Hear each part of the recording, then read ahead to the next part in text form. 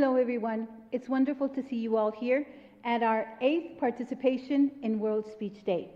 Villa Educativa de Saltillo is really happy and excited to have you all here, and especially having all our students participate today.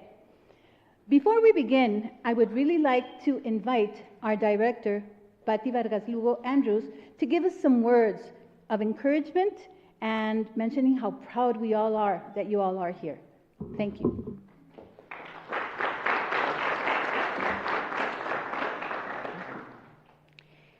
Before we begin, let me ask you something. When was the first time that you pay attention to the words you speak every day? Because words have the power to change someone's life, including your own. Today, we live in a world full of information. There are always opinions, conversations, and new stories everywhere we look. But many times, the loudest news is negative. And without recognizing it, we remember the bad things more than the good ones. We forget simple blessings like waking up this morning, like being healthy, like being here together. Today, we are not only gathered as a school community, we are connected with people watching us from many places around the world, and that is something very special. I want to thank Dr. Mario Valdez, Director of WSD, for opening the doors to this beautiful and amazing auditorium. To the families, thank you for supporting your children every day. To our students, thank you for your courage. Speaking in front of others and sharing the message is not easy. You are absolutely brave. I do not believe we are here by accident. We are here for a reason. We are here to live, to enjoy life, to make mistakes and learn from them. We are here to understand that we need each other, that no one can do everything alone. We are here to share our happiness, but also our sadness, to say thank you to our families for everything they do, to make someone smile, to help those who need it most. This world does not need more anger. It needs more love. It needs people who forget, people who let it go of resentment, people who move forward instead of holding on to the past. Money is important, yes, absolutely, but it is not everything. What truly matters is what we carry inside our hearts. Look around you. People next to you is part of your journey. Value them, respect them, and take care of them. Happiness is not just reaching a goal. Happiness is learning, growing, and sharing the path along the way. Today, we are called to create circles of peace, to use social media to spread kindness instead of hate, to choose respect instead of violence. And let us remember something very important. Words have power. They can hurt, but they can also heal. They can divide, but they can also unite.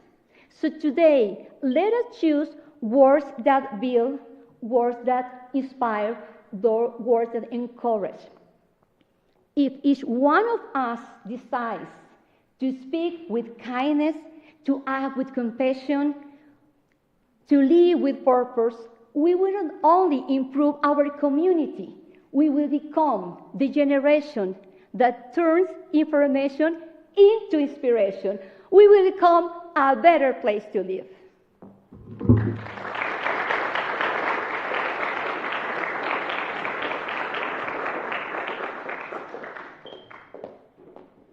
Good afternoon, everyone. Our first student, Yeli Beltrán Espinosa.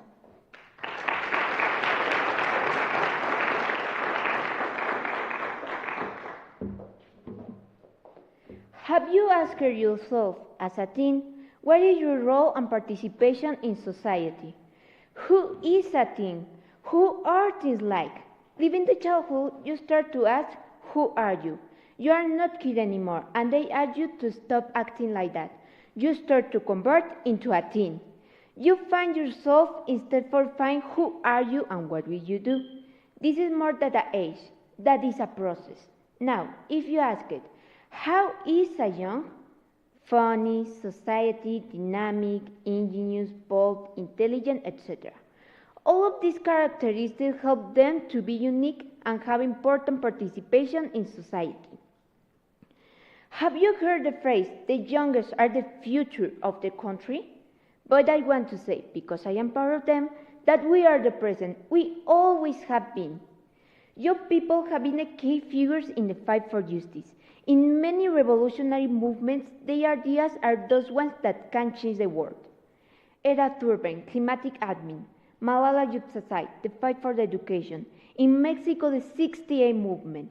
All of them made a change in the social environment, not carry what others throw. All of these movements reflect the courage that these young people by trying and impose a change in society. Movement might need to be here and valued. Our interests and ways of thinking refer the idea that we are not the future, but the present in society. All young people, we need to make our voices heard as participate in volunteer works, social projects, in sciences, culture, and sports, demonstrating our influence and capacity. Today I raise my voice to say that we are more than a cell phone and social networks. We are the future and voice that can change the world.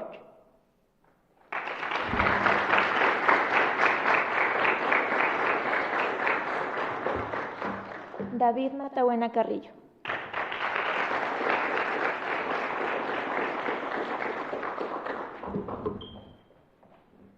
The cultures of the world. Did you know that all the countries celebrate differently because of their culture?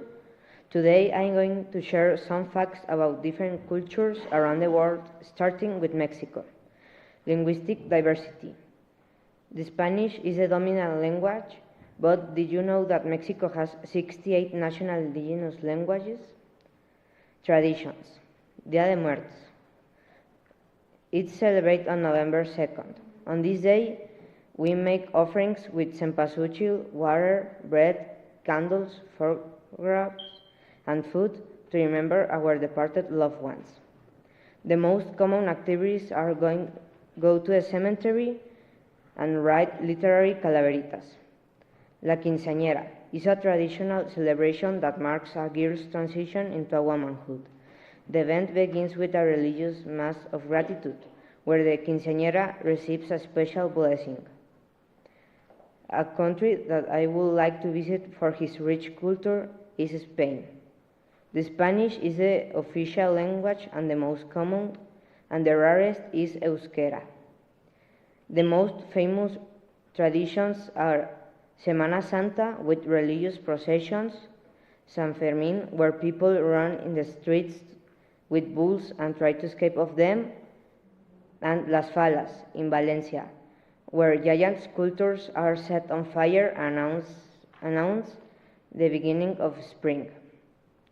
Spain has foods like paella with fried rice, chicken, and vegetables, and tortilla española made with potatoes, onions, and eggs.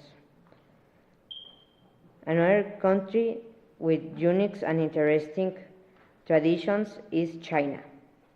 His philosophies are Taoism, that is a balance between strong and live in harmony with nature, and the Buddhism that influences spirituality and live in peace. China has traditions like the Chinese New Year with red decorations, fireworks, and dragon dances. Its principal foods are dumplings, noodles, fried rice, and duck.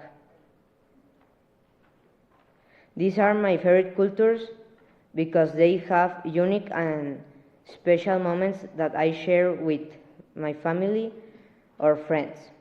I invite you to find out more about celebrations and traditions in Mexico and discover how rich our culture is.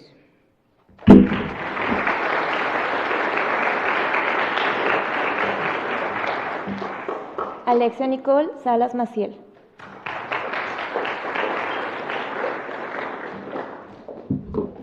If the planet had a voice, what would be its first cry for help? Help me get well, I am choking in your ways. Why does the planet cry for help? The answer is in humans, as inhabitants of this world. We waste the natural resources that will give us, like oxygen, water, and food. Humans are responsible to care for the world. And how can we take care of it? Simple, follow the rules and try to do as much as possible to avoid polluting our environment. Some examples are taking care of the flora and fauna, opt for sustainable transportation, and adapt the 3 R's. And how can we take care of the planet? Or rather, what are companies doing to avoid the pollution? Well, maybe we think that companies are the problem, but the reality is not that. On the contrary, they are helping the environment to avoid air polluting. But how? They calculate the environmental footprint of the activities and identify areas for improvement. Okay, so we know that companies are the problem and they are helping the environment. But humans, how can we take care of it? Use the 3 R's. This rule helps us and the environment too. But why? Well, first help us to avoid polluting because if you didn't know, humans per person produce 1.1 kilograms of trash per day. So imagine, if you pollute the environment and produce trash, this is a lot of polluting and waste. Opt for sustainable transportation. This is very fundamental because it is one of the most affected factors. Why? Because us, the humans, use the car, the bus, or motorbike as a media of transportation to some places. But this is not the right choice. Sometimes, due to the need gasoline, the one is burned and make vehicles work. This is called fossil fuels.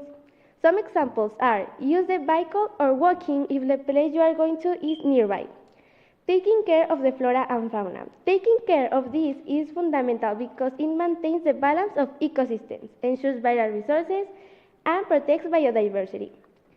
Some examples are, for example, pollination maintains balance. Food is a vital resource, and ecosystem resilience protects biodiversity. In conclusion, our actions leave a mark both on the planet and ourselves, as they will affect all the humanity. Example, resources that are once easily replaceable are no longer so. This serves as a powerful reminder for us to start taking them and not polluting them.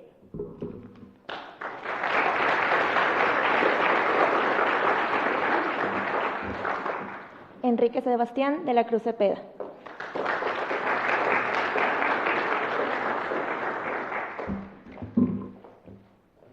Education, the key to a better future. Live as if you were to die tomorrow, learn as if you were to live forever. Mahatma Gandhi. I am Enrique de la Cruz, I study in Via Educativa, and today I want to share with you why education is the key to a better future. My idea is in that all schools, they need to have a second language like English, and the students, they need to take the class. In this speech, I'm going to talk about 3 main points: why education is important, why I recommend bilingual education, and how to improve education in Mexico. Importance of education according to UNESCO. It's important to reach our full potential skills. Through language transforms lives, the way we act, and the way we think. I recommend bilingual education because I think if you know 2 languages or more, you can have better opportunities in future and communicate better with other people. Education can be better in Mexico if teachers receive a good pay because they teach us every day. A school should have safe classrooms and a good internet so students can learn well. If the students are helped by the communities, schools, and their parents, the students can learn well. In conclusion, I choose to talk about this topic because I think it's a real problem, not only in Mexico, even in all the world. Education is the most powerful weapon which you can use to change the world. Nelson Mandela.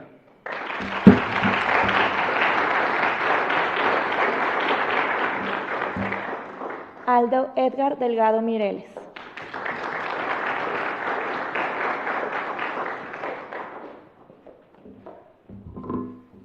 Through wisdom lies in recognize our ignorance. Socrates. Hello, I am Aldo. I choose to talk about public schools in Mexico. Education is important and kids will be prepared for the future challenges. With this, generations can improve and also parents can be sure that their kids are learning something useful for their lives. I want that people be aware of the education of their kids and how can improve it. In this speech, I will explain ideas to improve education, what kids would like to study, and the quality of education. Ideas to improve education. Giving motivation to students, improving buildings, and giving financial support. Because nowadays, more than 4 million of children are absent of school and more than 600,000 are in risk to dropping out of school, according to UNICEF. What kids would like to study? Kids of 13 years old want to be doctors, engineers, or mechanics. But here in Mexico, doctor career is so expensive, engineering is kind of difficult, and mechanics is not so common. A solution could be that cut the price of the doctor career, giving scholarships to the engineers, teachers explain better, and for the mechanics, implementing mechanics academies. The quality of education. The quality of education is so bad because sometimes teachers don't go to give the class. A solution could be that the government paid more, but with the obligation to give the class.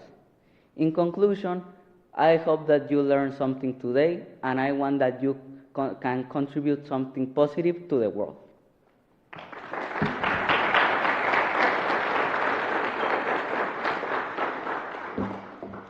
Caleb Gibran Mesa Quesada.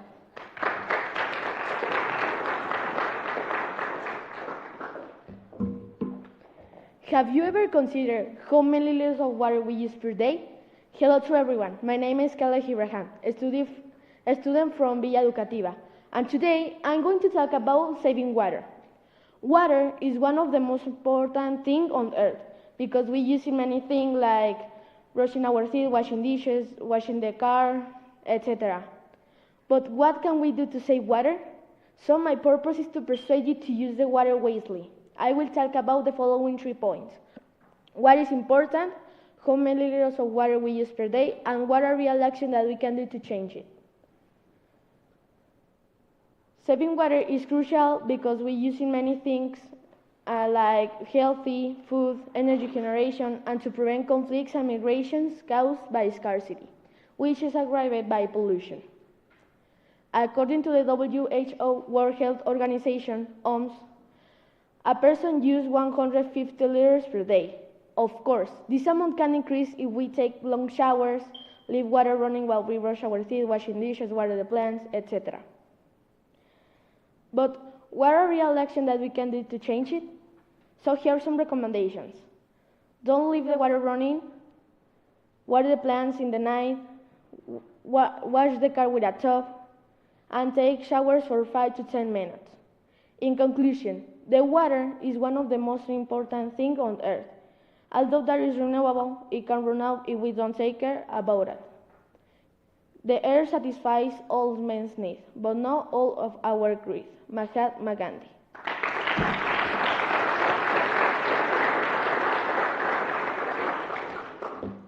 Jorge Armando Ramírez Fuentes.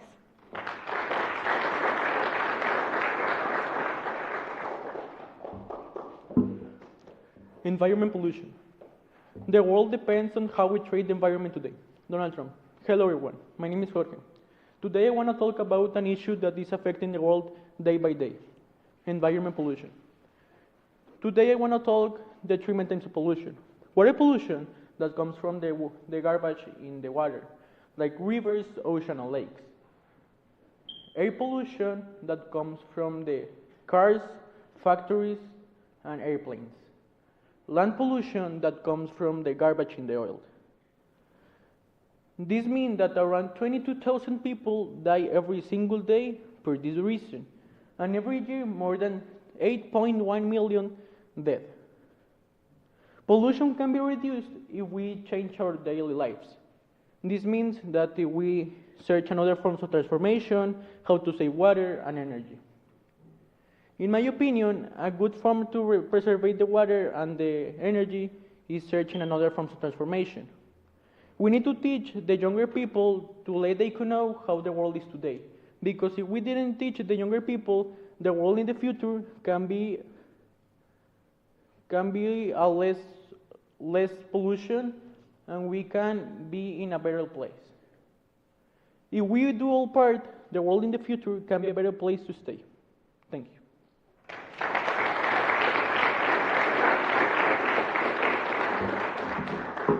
Y que Jair Ruiz Márquez.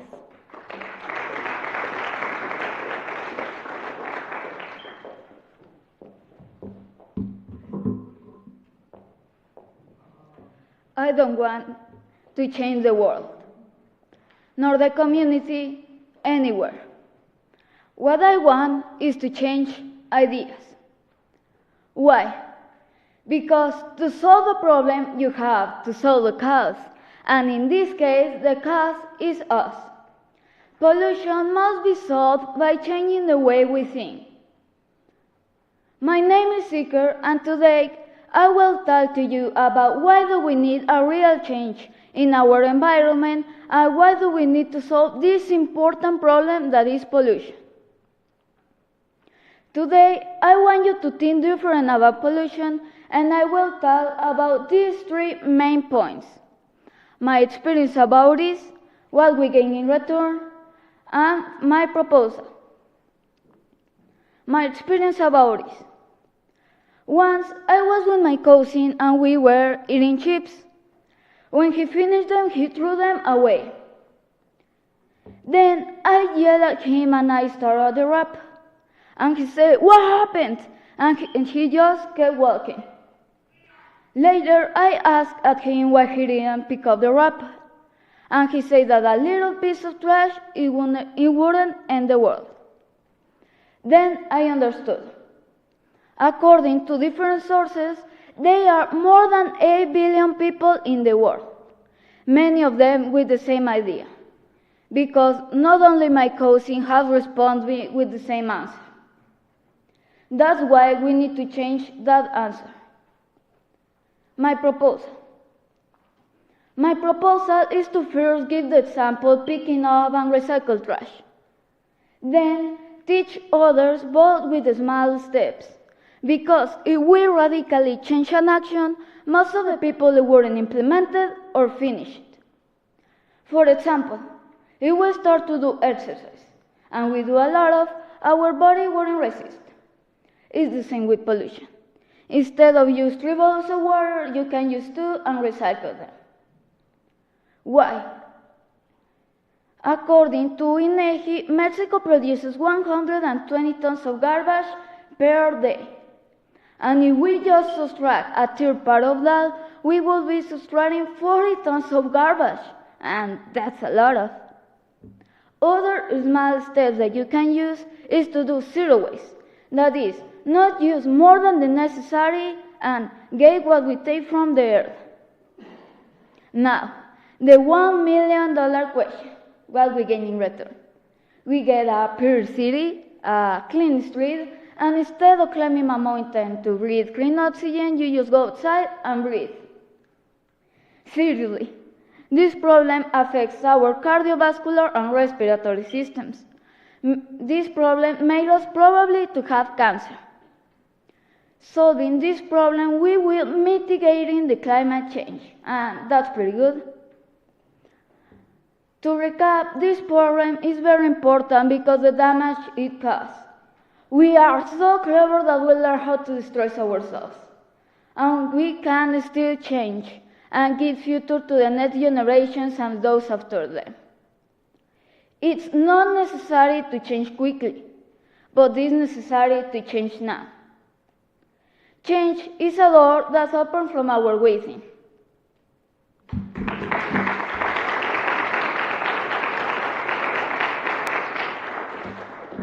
Elian Daniel Sandoval Díaz.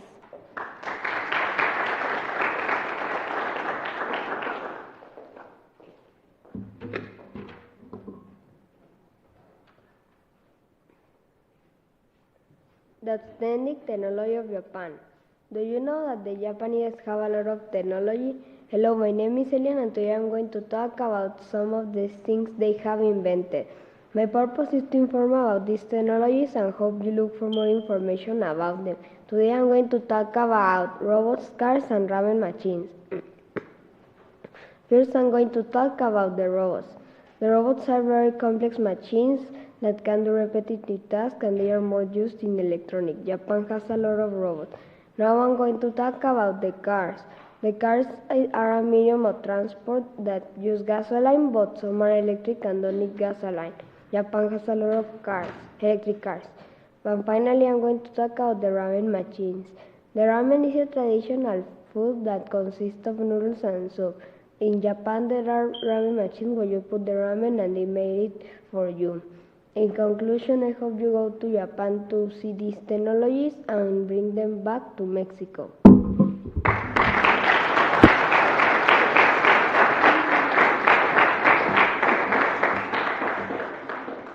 Pilar Beltrán Espinosa.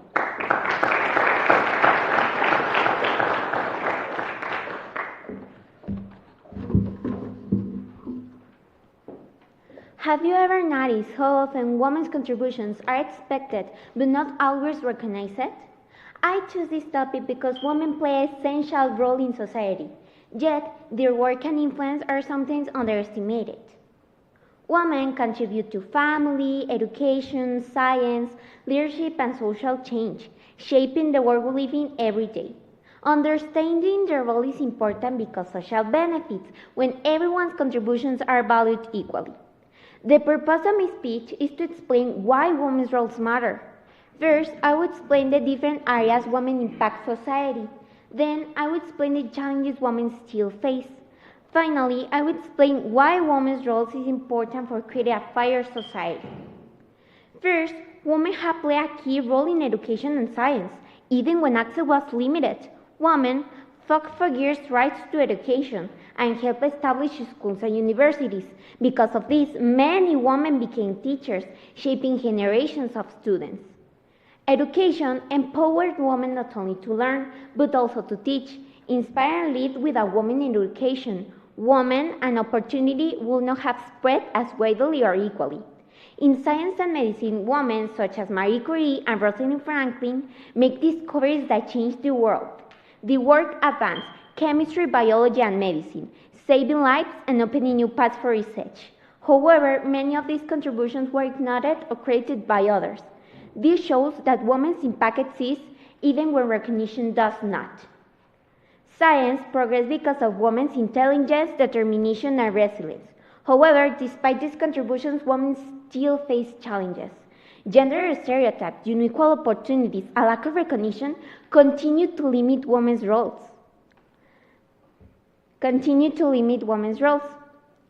Many women must work harder to prove their abilities or balance responsibilities that society places unfairly on them. These challenges show that progress exists, but equality has not yet been fully achieved. Finally, women are essential for building confidence, equality, and progress. Role models show young people what is possible, especially those from groups that were historically excluded. When girls see women learning, discovering, and creating change, they are more likely to believe in their own potential. Women also become role models for girls that were who may be going through difficult moments, showing them that they can achieve their goals. If you want to see an empowered, intelligent, and strong woman, just look in the mirror.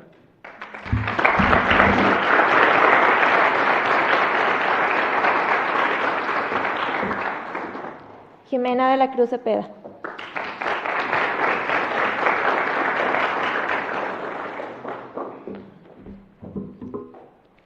We We all have said at some point, I will talk to them later, I will go tomorrow, I will tell them I love them later, but no one asks themselves, what if that later never comes? My name is Jimena de la Cruz, and the reason I choose this topic is because we often forget to be present with the people who are important to us, and because most of the time we wait until we lose somebody to learn to value them.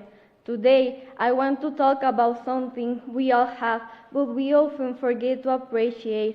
I'm going to talk about family, about friends, and about the moment we let us live by thinking there will be another opportunity. Family is often the place where someone cares about us, where someone waits for us, and where someone loves us even in silence.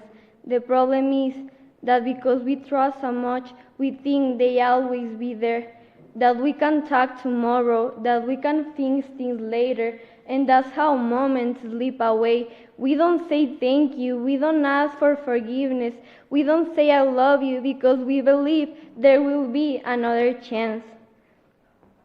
Friends are the family we choose.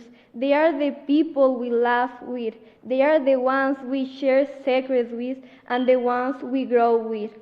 A friend is someone who listens to you, who walks beside you, and who stays with you even when you don't know how to say.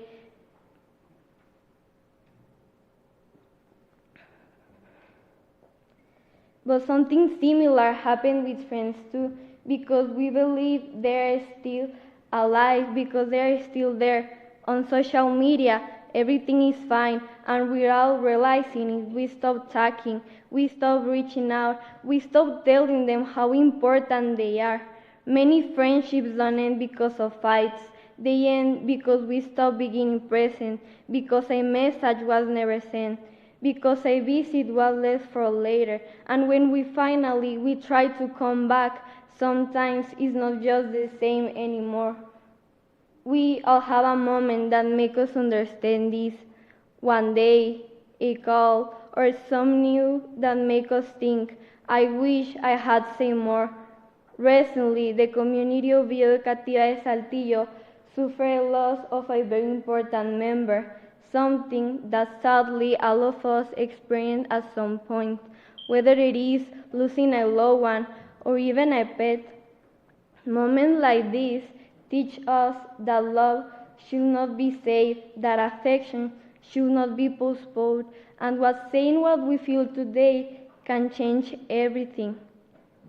Because when someone leaves, what hurts the most is not her absence, but what we never said. Today, I spoke about family, about friends, and about the moment we let us live by thinking there will be another opportunity. Let I love you not be just a memory. Let it be today, not later.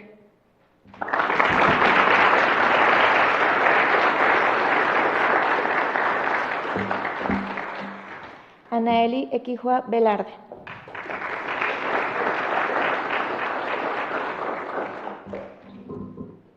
Did you know that the 52% of the population does not have a healthy mindset? Hello, my name is Anaeli. I'm from the Educativa de Saltillo, and today I'm going to talk about healthy mindset. A healthy mindset is taking care of your body, mind, and emotions through positive actions in your daily life. This topic is important because feeling truly good about yourself starts with accepting who you are. The purpose of my speech is to inform you about this topic. First, I will explain you what is a healthy mindset, then why it is important, and finally, I will give you a realistic example. A healthy mindset is taking care of your body, mind, and emotions. When these areas are balanced, a person could live better and feel better every day. Physical health includes in how we think, focus, and how we manage the stress. And emotional health helps us understand our feelings and how we can communicate with others. When people do not accept themselves, they often feel insecure. This can lead them to anxiety, stress, and unhealthy habits. A healthy mindset helps us reduce stress, improve focus, and increase motivation. According to mental health, studies say that if we don't have a healthy mindset, it becomes harder to feel confident. And this can affect how we think, feel, and act in everyday situations. The 80% of our change starts in our mind. This means that the real change starts in how we think. For example, a person who has a healthy mindset may choose to exercise, ask for help when he needs it, and take breaks instead of pushing themselves too hard. In conclusion, a healthy mindset is not about being perfect, it's about balance, self-acceptance. If we take care of our body, mind, and emotions, we become more confident, make better decisions and relationships, and build healthy habits. A healthy mindset doesn't change everything overnight, but it changes the direction of your life.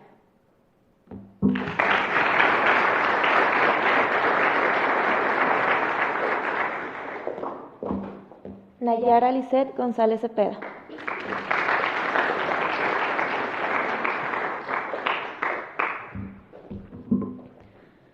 Neurodivergence. I have a friend who is autistic, and sometimes school can be overwhelming for her. When the classroom is so noisy or stressful, she becomes anxious, and some people misunderstand her reactions. This made me realize how often neurodivergent students are treated unfairly because we don't understand how their brains work. My topic is neurodivergence and discrimination. I chose this topic because many behaviors that seem strange are not intentional, but a response to sensory overload or stress. The purpose of my speech is to raise awareness and to cheer empathy. First, I will explain what neurodivergence is. Then, I will talk about how lack of understanding leads to discrimination. Finally, I will explain how we can be more respectful and supportive.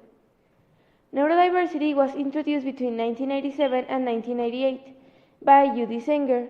She created this term that there are many different ways the brain can work. It is not a medical term because it is a concept, not a diagnosis. It explains that every brain works differently and that some people learn, feel, and process information by their own way. It is also not a sickness or something that needs to be cured. However, when people are not informed, it can lead to discrimination. People think that being neurodivergent means being broken or sick. These stereotypes make inclusion more difficult. People often do not understand that neurodivergence can be hereditary or simply a different way the brain works. Instead of learning, they assume things or let themselves be influenced by stereotypes or rumors. This can make neurodivergent people feel excluded or misunderstood. But being neurodivergent doesn't mean being less capable. It simply means thinking differently. In fact, many neurodivergent people have strong abilities in memory, problem solving, creativity, or focus. They may struggle in some situations, but they have unique strengths. We can help by what they need the most is understanding, patience, and acceptance. We can help by being patient, kind, understanding, and accepting their differences. People learn and feel in different ways, and they are available anyway.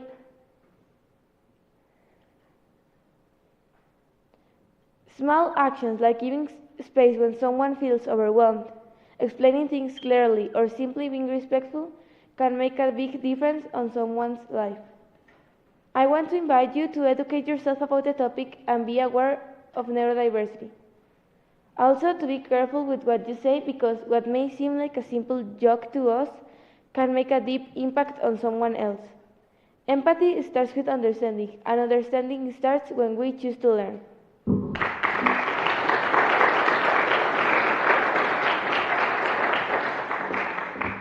Grecia Natalie Martínez Acosta.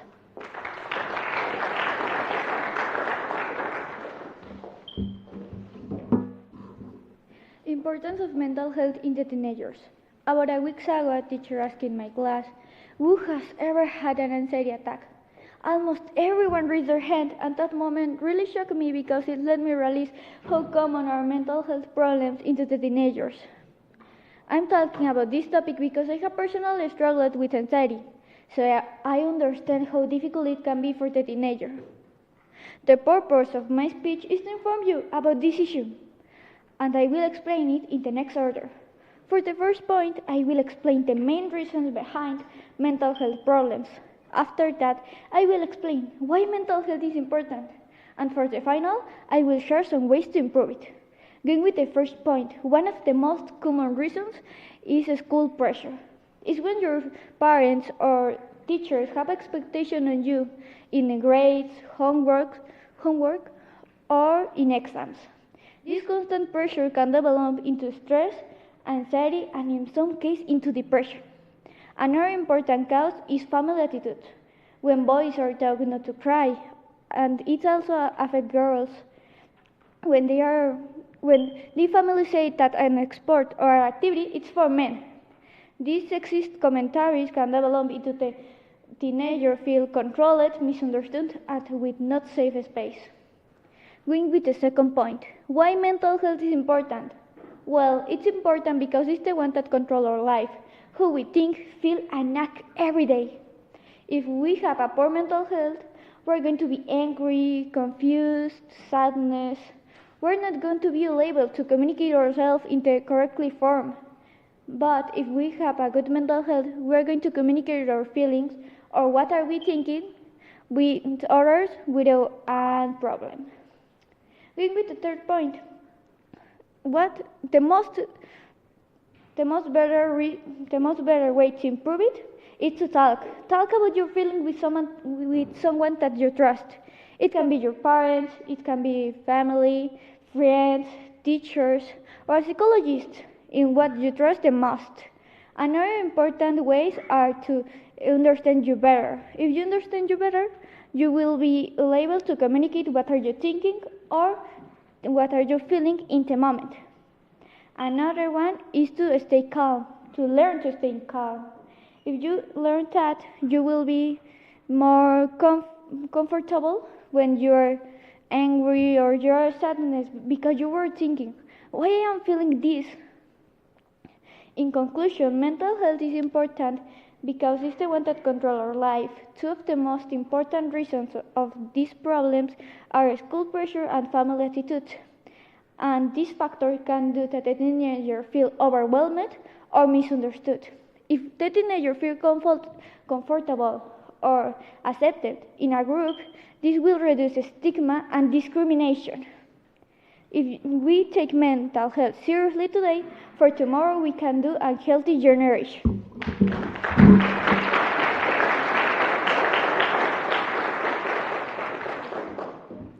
Corina Mariel Jubera Cardona.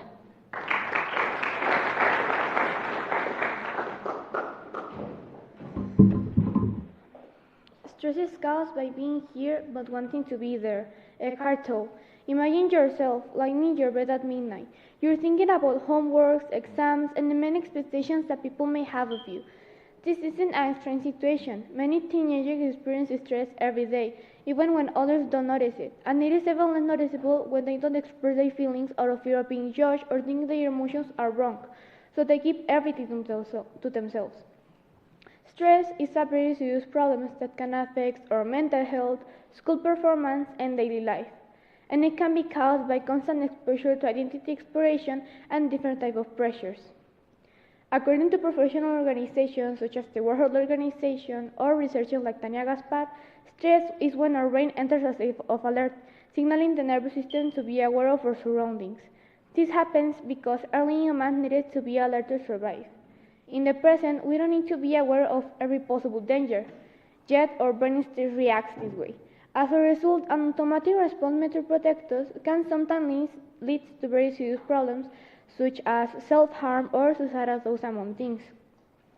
Stress can also cause other problems like muscle tension, depression, or sleep disturbances. And of course, there are a lot of more problems that can affect teenagers' health, but I will talk about them in a moment. Now we know what stress is, but are you aware of what the causes are? It may surprise you, so let me introduce them to you.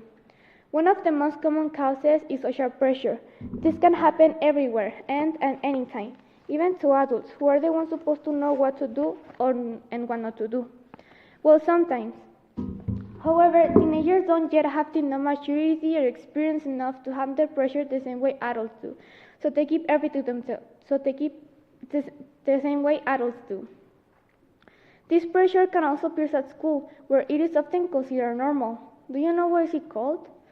Academic pressure forces the students to complete homeworks, activities, and exams perfectly, even sometimes saying things like your grades reflect your future. This message only makes stress worse. Another important cause is identity exploration. This can happen everywhere and at any time. Identity exploration. This is when teenagers try new things to discover what they like, who they like, romantically or as a friend, who they are and who they want to be. So how can stress damage our health? First, in a physical way. Stress can lead to muscle tension, changes in appetite, and other physical problems. To release stress, teenagers can try doing things like yoga, listening to relaxing music, or doing something they enjoy.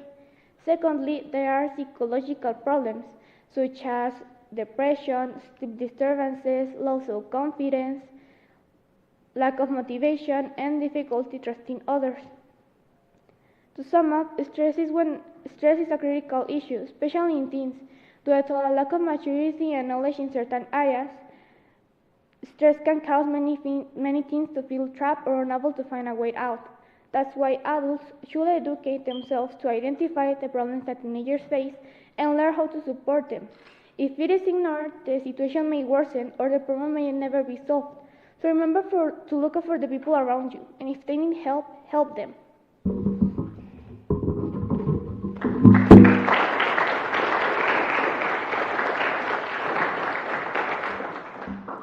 Sofía Mariane Robledo Payán.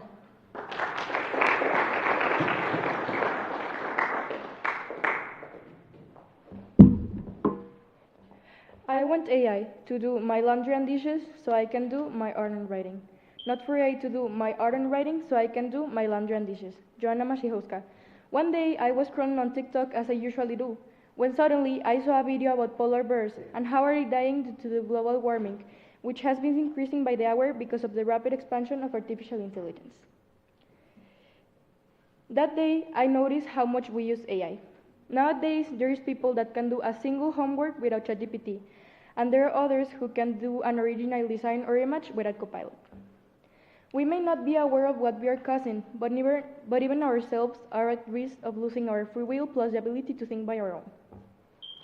Art has also suffered, with artists who in the name of popularity and money go to the extent of using artificial intelligence for painting or writing. There are even AI-generated music, actors, and there's people who even get married with AI-generated characters. This proves we are using AI in an excessive way. Physical media, such as books, have gone missing, thanks to the fact that we don't use them anymore. We are also getting rid of some social skills, because we stopped talking to people like we used to do.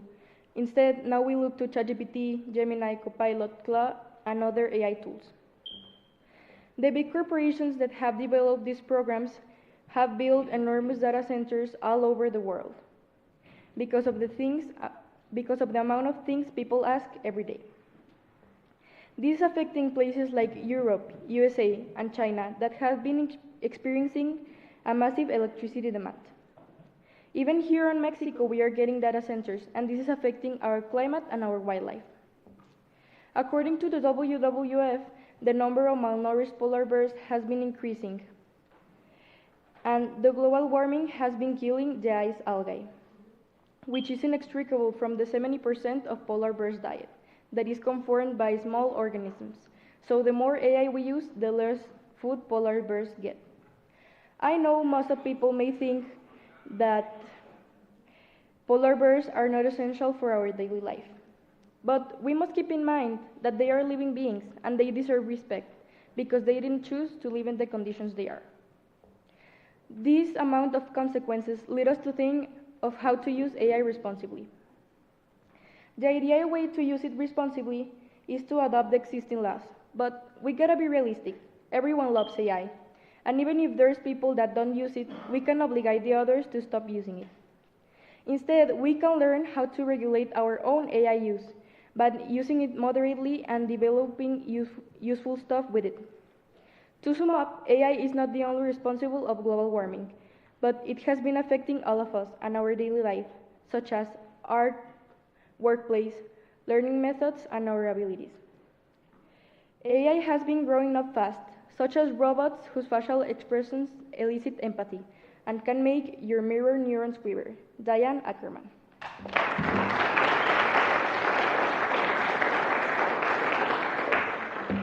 Claudia Rodríguez Báez.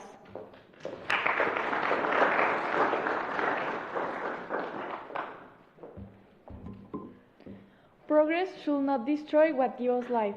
Anonymous. What is the real cost of progress if it puts life in danger?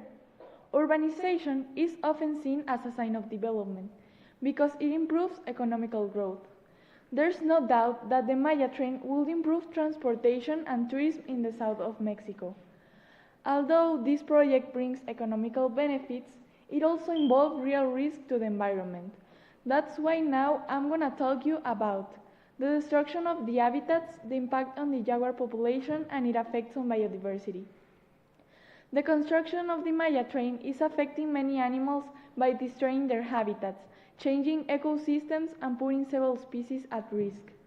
One of the main issues of this project is the destruction of natural habitats. Large areas of jungle are being cleared to build railways, and these directly affect many animals. When trees are cut down, animals lose their homes and food sources, forcing them to move to unknown areas where survival becomes more difficult. The jaguar is one of the most affected. It is the main predator in the region and also plays an essential role in pre-Hispanic history, where it was considered a sacred and culturally important animal.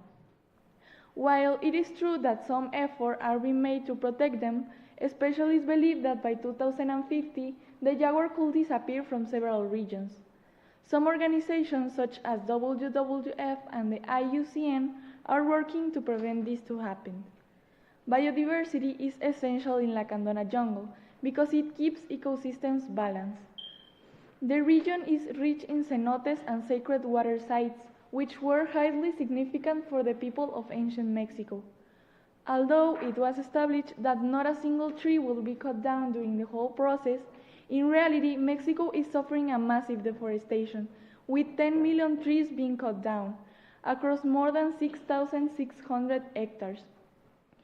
It has even admitted that this project is not profitable, losing almost 10 times more money than it earns. To conclude, the Maya train is not just an infrastructure project. It is a decision that will shape the future of Mexico and many lives. It represents economical growth and new opportunities, but it also involves real risk to the environment. Development should not move faster than our awareness. The future is not built with concrete, but with conscience.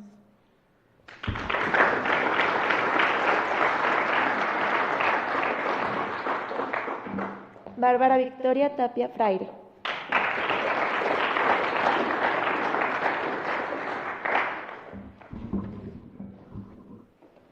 It always seems impossible until it's done. Nelson Mandela.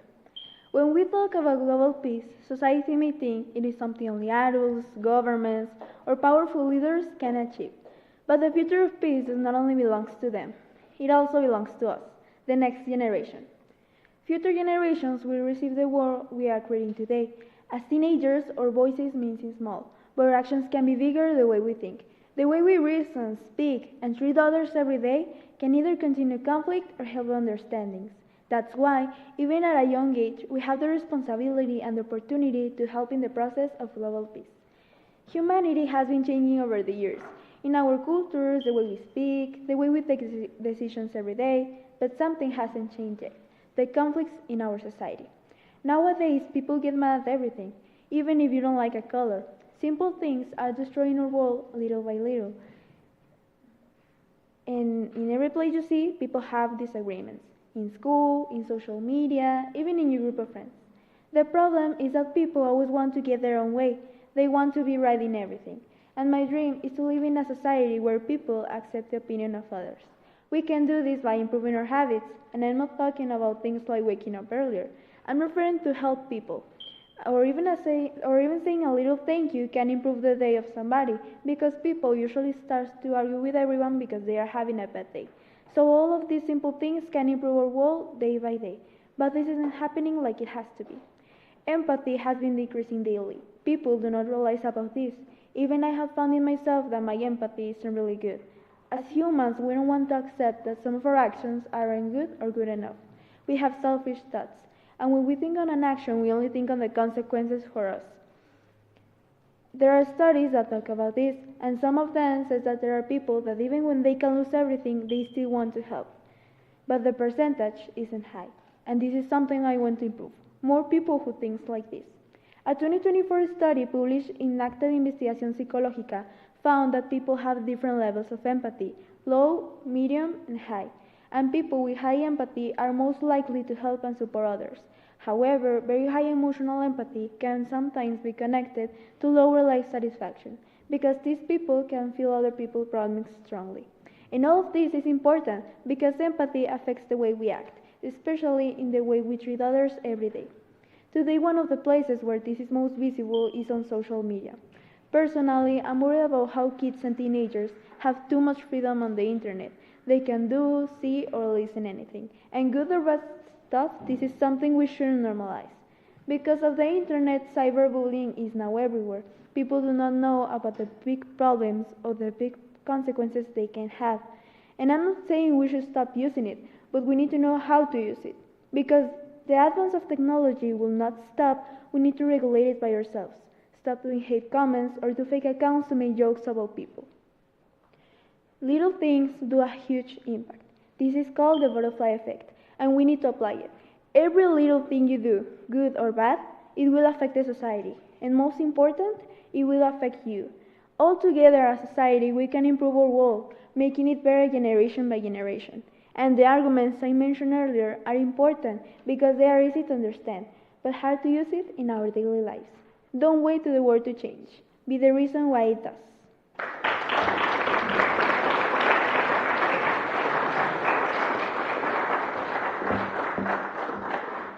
Thank you. Now, our teacher, Mr. Edmundo Martinez.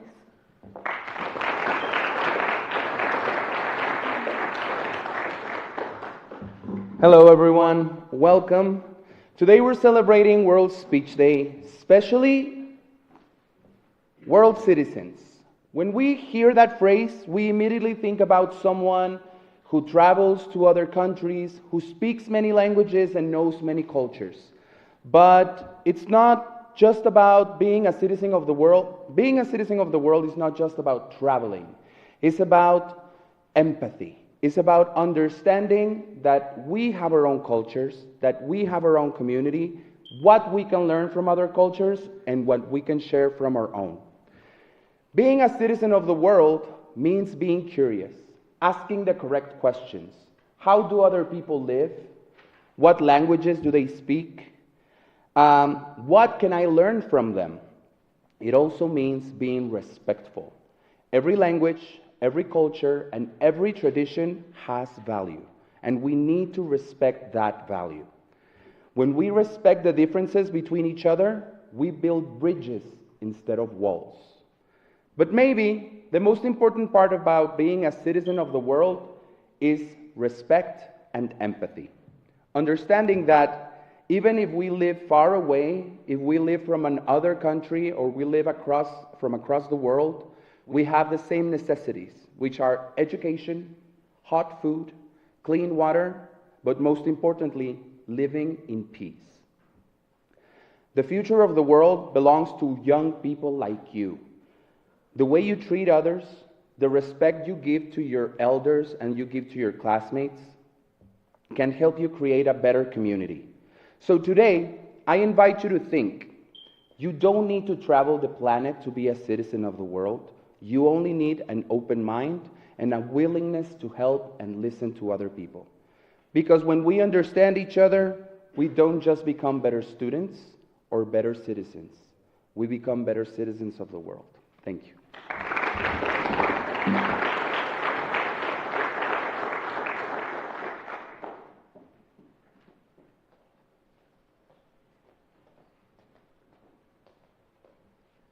not going to give a speech, okay? Don't worry. But I'm a teacher, and I see your faces, and I see your bodies, so everybody please stand up. Stand up, stand up, stand up. Everybody stand up. Stretch your legs, moms and dads, everybody, grandmas, aunts, uncles, everybody. Stand up. Move your legs. Stretch your legs a little bit. Yes? Twist. Oh my goodness, I'm hearing a lot of cracking. Huh? A spoon of olive oil in the morning. Stop cracking. Okay, now, thank you very much. Sit down. I also want to remind you, cell phones, please, off on plane mode or completely in silent, please. I heard some cell phones come out and a person was giving their presentation. So please remember cell phones, plane mode, or completely silent. Ms. Barbie is going to continue with our second block of students.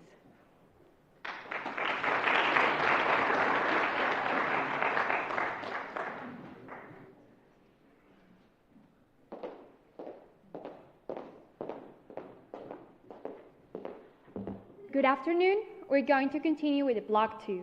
We're going to start with Jimena Damari Amaya Ojeda.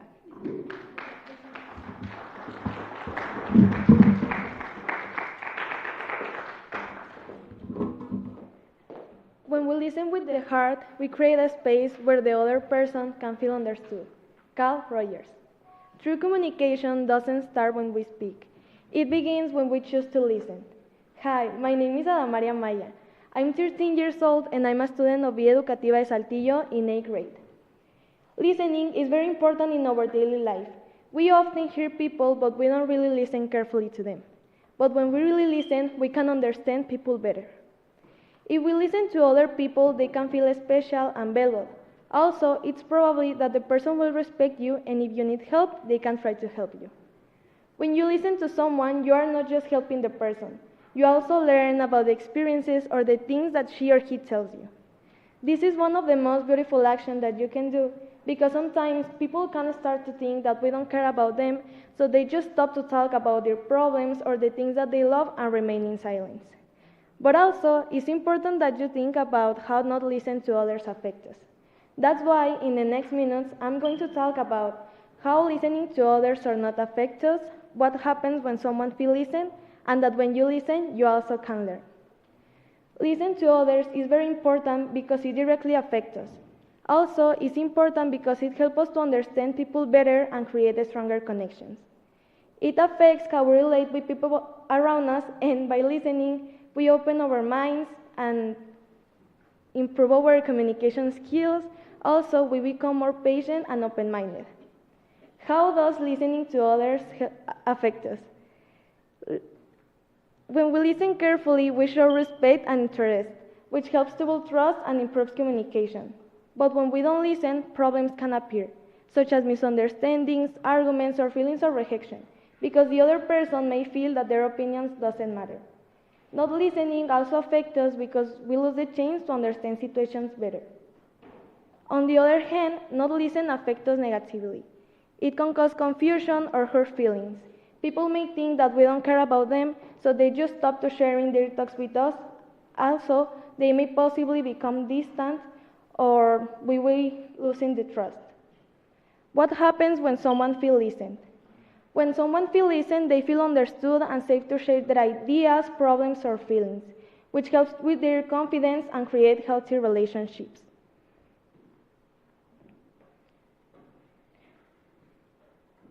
Feeling listened to can help a person to feel more peaceful and willing to listen to others too. When we really listen, we pay attention not only to words, also to feelings, which help us to answer in a kind and respectful way. But if we don't listen carefully, we may judge too fast, give wrong answer, or hurt feelings without meaning to. Remember that every conversation is a chance to learn something new. How listening to others helps us to learn? Listening helps us to learn because every person has different points of view that can teach us something new. By listening, we open our minds, develop empathy, and learn to see things from different perspectives, which help us to grow as people and to take better decisions in life. I talk you about how listening to others carefully can change a lot of things, that listening to others is very important in our lives, how affect us, and what can we learn from them. That's why I invite you to always try to help or listen to someone, because doing that small action, you can change and improve a lot of things. Being heard is so close to being loved that for the almost person, they are almost the same. David Hasburger.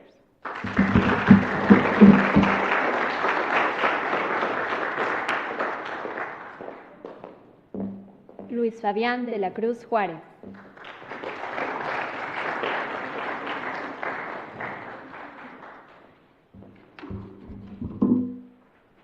Hi, my name is Fabián. I'm 12 years old. I study in Educativa de Saltillo in 7th grade, and I'm going to tell you about transgenic fruits. But first, why I choose this topic? I choose it because I was thinking methods to solve problems, and poof, the transgenic fruits appeared in my head. This topic is very important because it will probably make the world a better place.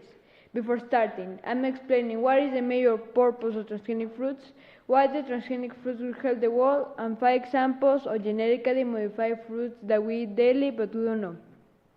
I hope this inspires you to search more information about this. First of all, the purpose of transgenic fruit is to make them better, fruits that last longer, fruits that taste better, and fruits that can grow in every weather. Sounds amazing, right? This is the world that transgenic fruits can offer. The transgenic fruits will help the world because it gives hope and help farmers to make their fruits more affordable and to less work. Just imagine a world where people are not hungry. If you didn't know, almost every day we eat this type of fruits like papaya, apple, tomato, and strawberry. These are some of the many combinations of fruits. Personally, I think this is gonna make everything better. They are probably transforming the new generations in the internet too, because the scientists can make everything with them, to make them on other colors, to be softer, etc. Nowadays, a pink pineapple already exists. Now, how is it developed? It is developed using genetic engineering techniques to transfer desirable traits, but as world citizens, the important thing isn't knowing how they made it. The important is supporting these type of things because you will never know. Maybe in the future it will change your life or even the entire world. If you didn't know, if you search about this, you can see that transgenic fruits are changing the world society, like solving multiple problems, like the AI. Today, it is using tons of water to refresh the servers, and the transgenic fruits are helping to stop using that much water to grow. Another thing that transgenic fruits are making is to kill bugs with a protective cape, because this is a problem of generations. Many people get sick because bugs are transmitting viruses. As you have heard in my speech, the transgenic fruits are making more than we thought. As world citizens, to know that scientists are developing the transgenic fruits give us hope to not give up. So the importance of this is that it can make a lot of people to stop starving. It makes us realize that if we can solve the hunger problem, we can solve everything if we remain determined and with the right attitude. In conclusion, everything is possible working together, and the transgenic fruits are living proof of that. So let's stop looking backwards and let's look into the future because it looks brilliant.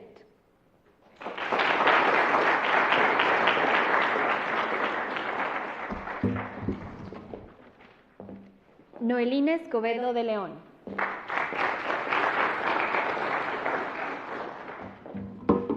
Hello, my name is Noelina. I am 12 years old. I study at Educativa de Saltillo in 7th grade. Today, I'm going to talk about how can technology help us, how can we use technology, and what is a good use. First of all, what does it mean to use technology in a good way? It means using it responsibly, safely, and for positive purposes. I would like that with this speech, you can learn how to use technology, because there are a lot of bad people on social media and other apps. But there are also a lot of things that can help you to improve communication, school, and working. So technology is not always bad if you use it correctly. But how can technology help us? It improves productivity. Technology boosts efficiency and productivity by helping us with tasks that were manual and doing things faster. An example, robots in a factory that increase production speed and online grocery shopping. It is easier. You can easily access to information. The internet has a lot of information, making it faster and more comprehensive. This is a good learning tool, and it can even help you in decision making. It can help you with communication. Technology enables real-time communication with platforms, videos, social media, messaging, etc. This is an amazing tool to communicate with family and friends if you are not with them. It can help you to learn. Technology makes distance learning possible with platforms that provide education anytime, anywhere. Virtual classrooms allow students to engage in lessons without physical presence. It also enables industrial automation. Technology has changed industries by enabling automated processes that lower costs, gain efficiency, and lower human mistakes. These have helped factories to do higher quality products at a faster rate. Technology allows remote work by helping flexible work environments as a collaboration tool, project manager software, secure remote access, etc. And it is also more comfortable to work at your house. It is easier to buy. E-commerce has revolutionized the shopping industry by the use of technology. Online purchasing without the necessity to visit the stores physically. Mobile payment makes transactions faster. As a world citizen, I think we should reduce the use of technology and at the same time learn how to use it correctly. In conclusion, all we need is to use technology in a good way. Be conscious of everything that you see and do in your device, because there are a lot of things that you can take advantage. I hope that you have learned something with this speech.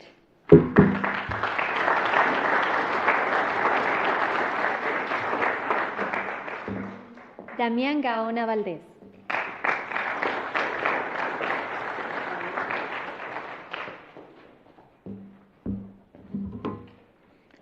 Hello, my name is Damián Gaona. I am 12 years old and I study at Villa Educativa de Saltillo. I chose to talk about climate change because it is a global topic and an urgent issue that needs to be addressed in order to avoid catastrophic consequences in the future. The weather is a very important thing for the world, environment, animals, and every living thing, but we, the humans, are making it change. We are deforesting, killing and disappearing species of plants and animals. It also is affecting the poles, because this pollution causes global warming, and this makes the glaciers of the poles to melt and increase the ocean level. If we continue like that and the glaciers completely melt, lots of cities are going to end underwater. Things that we can do to avoid climate change are recycle, do not litter, and use renewable energy. Climate change refers to shifts in atmospheric conditions, temperature, rain, and wind over short periods. You can switch to renewable energy and replace gas heating with electric heat pumps. You can restore natural carbon sinks like sea greases and restore forests to naturally absorb CO2. Develop space-based solar power, waterless car washes, and solar roads. Use aerosols to reflect sunlight and paint surfaces white to reflect heat back into space. Support policies for cleaner energy, improve public transport and climate action, and also regreen urban areas with trees. Buy less, fix things, and support sustainable businesses. Eat more plants and less meat, and reduce your food waste to lower your carbon footprint. The rapid climate change that we are currently experiencing is caused by human actions, like deforestation, industry, and wars. Only you can prevent climate change by following the advice that I have given you. Keep in mind that you can also help planting trees, and instead of driving or using a car, use the public transport or a bike to move around the city. As world citizens, we need to know how climate change is caused by human actions, like industry, deforestation, and illegal hunting and poaching. The objective of my speech is to make public the climate issues and convince you to help me with small actions. Now that you know them, you can do some things like take care of water, use renewable energy, and recycle. Join us to make a better world with no pollution and people to keep it clean.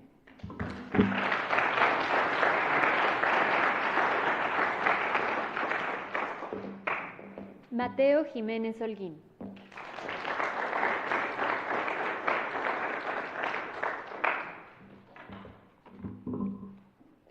How would you know if you don't try? Keeping that in mind will help us to climb the top of the mountain.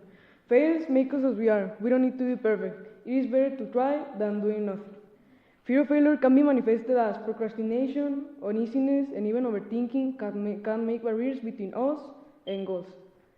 But first of all, what is fear of failure? Fear of failure is a common obstacle that wanting to be perfect and to depend on success. That's when failure becomes a fear. Fear of failure can also appear as other multiple ways, just as procrastination. It means delaying tasks. Action is safer than failing. Another symptom that is usual is uneasiness. We don't need to overthink. We destroy ourselves. Just do it even if people judge you or don't believe in what you will do. If you see failure as something bad, that's a mistake. See the failure as something useful that makes us better every day. That's how we learn, failing and failing until we get it. We need to stop seeing this as an error. This became something common nowadays. That's why people don't progress and don't have a job. You don't want to finish like them, so do your best. Take advantage of all your opportunities and don't let go anything in your life because you will get lost. An example of not having fear to fail is Alex Honnold. He climbed a whole skyscraper of 101 floors without protection. That means that if he falls, he dies. But he achieved his goal even knowing that he could die. We need to change our perspective of failure, not as weakness but as experience. How the old men have all of their knowledge because of experience. We need to obtain it all across our life. Failing an exam, finishing a relationship, everything teaches something with a very big value. As a world citizen, I see this as a topic with a very big importance in our lives. It's not about winning, it's about trying.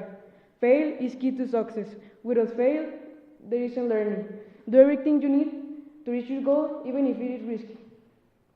Not everyone is perfect. We can fail as people, and it is good to fail, because every mistake makes us stronger. Invest, make new friends, be the best version of you. You don't know what will happen, but even if you fail, you will have already won. It is riskier to don't try than trying and do your best. Failures make us stronger. Are you afraid of becoming strong?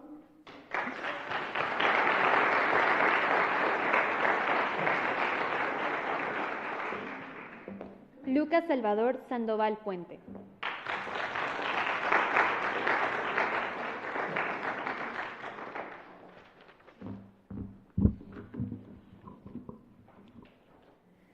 In everything I have shown you that by working hard in this way, we must help the needy, remembering the words of the Lord Jesus. It is more blessed to give than to receive. Acts 20:35. Hi, my name is Luca. I'm 14 years old. I'm in 9th grade and I study in Educativa de Saltillo. Today, I'm going to talk about help others. How can bring us satisfaction, how can give us a sense of purpose, and how can strengthen our community. I think that this topic is very important because we always need to help others. It doesn't matter if it's 5 pesos, 10 pesos, with any little help you can change the life or someone's day. So, I invite you to help others. Help others means offering support to people who are facing economic, social, or emotional problems. This can take your time, but always we need to help others without expecting anything in return, because that means that you're willing to do it. A very effective way to do this is by being volunteer in local organizations. Or isn't necessary to be part in organization. You can help in hospitals, shelters, food banks, where your time and effort directly help those who haven't. Basically, for example, if you see a homeless in the street, you can help giving some money, some food, or simply a sweater for the winter. By leaving a little grain of sand, it's perfect. It isn't necessary to donate clothes or food. You can donate money to trustworthy organizations so that they can purchase what's truly needed. Or you can donate medicine or hygiene products. Or you can collect resources with your family, neighbors, or friends to maximize the impact. Besides material things, there are forms of emotional support. For example, we can visit other people, or with our family, we can have a talk. We can help them reading, or simply we can go walking, so that they can distress and can forget their problems for a moment. Helping poor people is a way to build a more just and compassionate society. It is about recognizing the dignity of each person.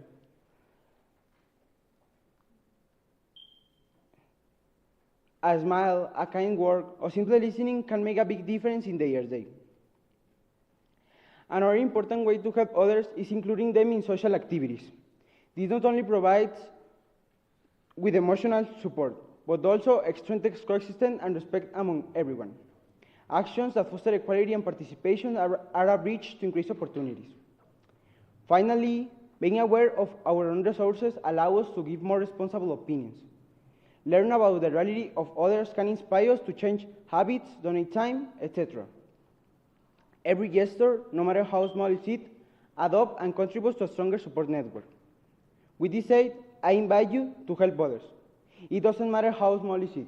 What matters is the intention behind it. Those who are happiest are those who do the most for others. Booker T. Washington.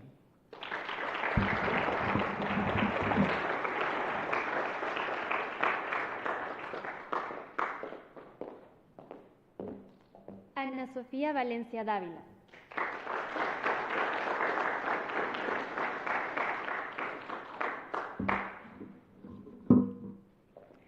Have you ever watched a show and suddenly felt goosebumps even without knowing why?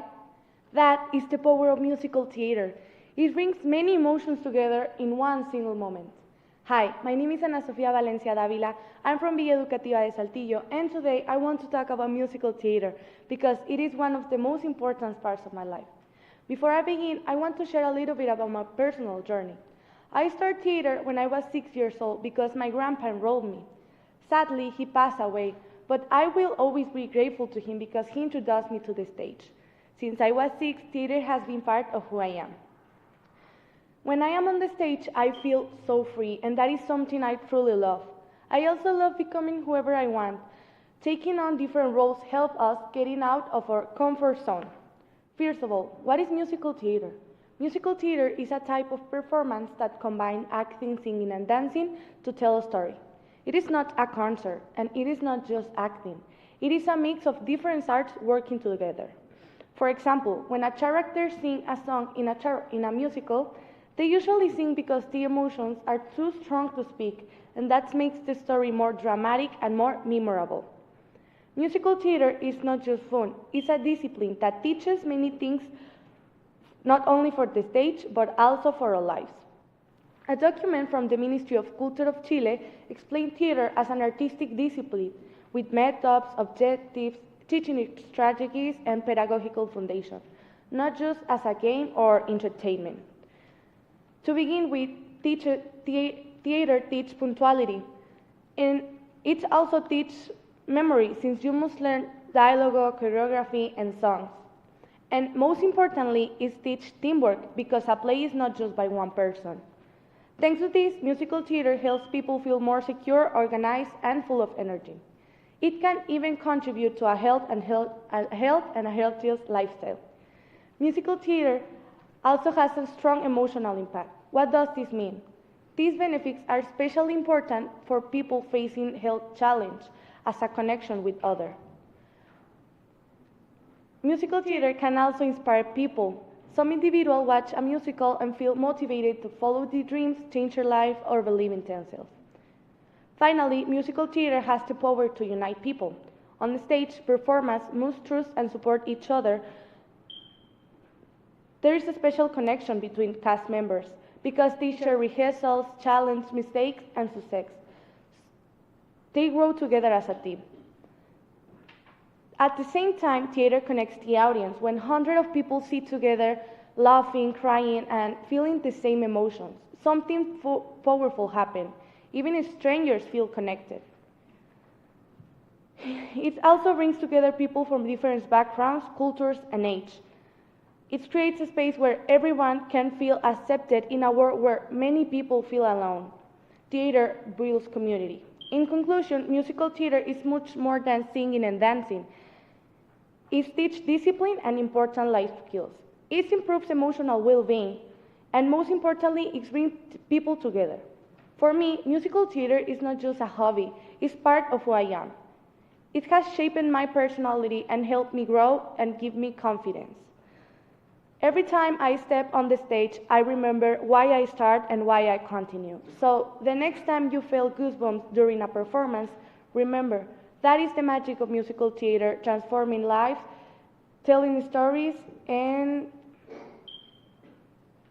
connecting hearts. The sky is the limit.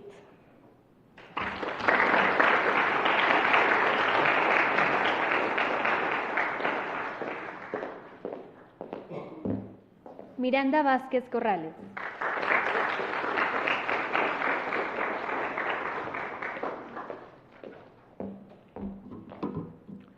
Lately, I have realized that I haven't been getting enough sleep. Usually, I sleep less than 8 hours a night, and in the morning, it's very difficult for me to wake up because I feel extremely sleepy and tired. During the day, I often struggle to concentrate in class and feel low on energy due to the tiredness I suffer from not sleeping enough. I'm sure I'm not the only person my age who feels this way. Many teenagers stay up late because of homework, stress, or social media, and we start to think that feeling tired all the time is normal. However, just because something is common doesn't mean it's healthy. Lack of sleep is a serious problem that affects teenagers' health, school performance, and emotional well-being. And it is something we should not normalize.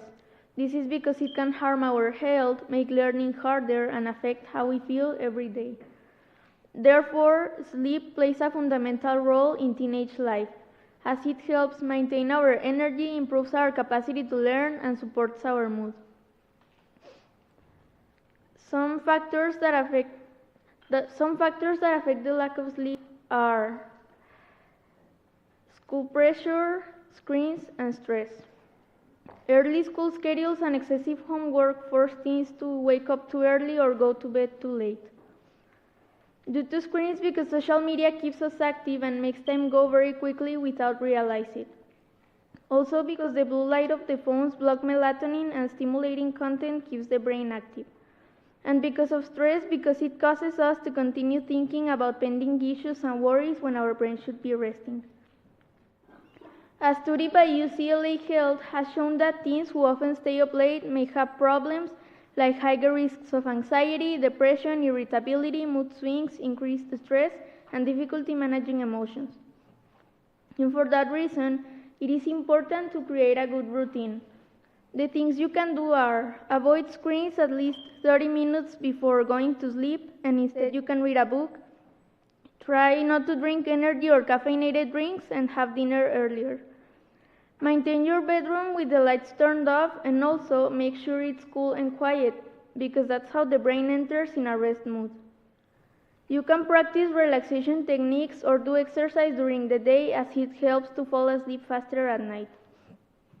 And overall, maintaining consistent habits helps the body learn to rest by itself. In conclusion, sleep is very important for teenagers because it supports our physical, mental, and emotional health. Since our bodies and brains are still developing, we need enough rest to grow properly and stay healthy.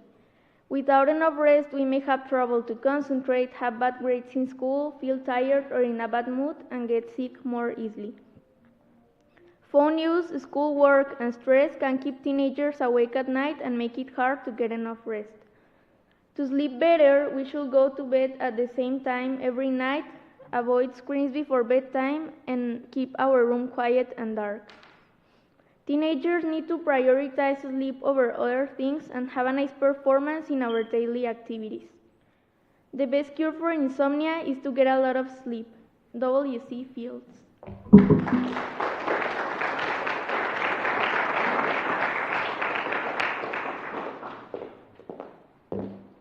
Bárbara Sofía Berlanga Flores.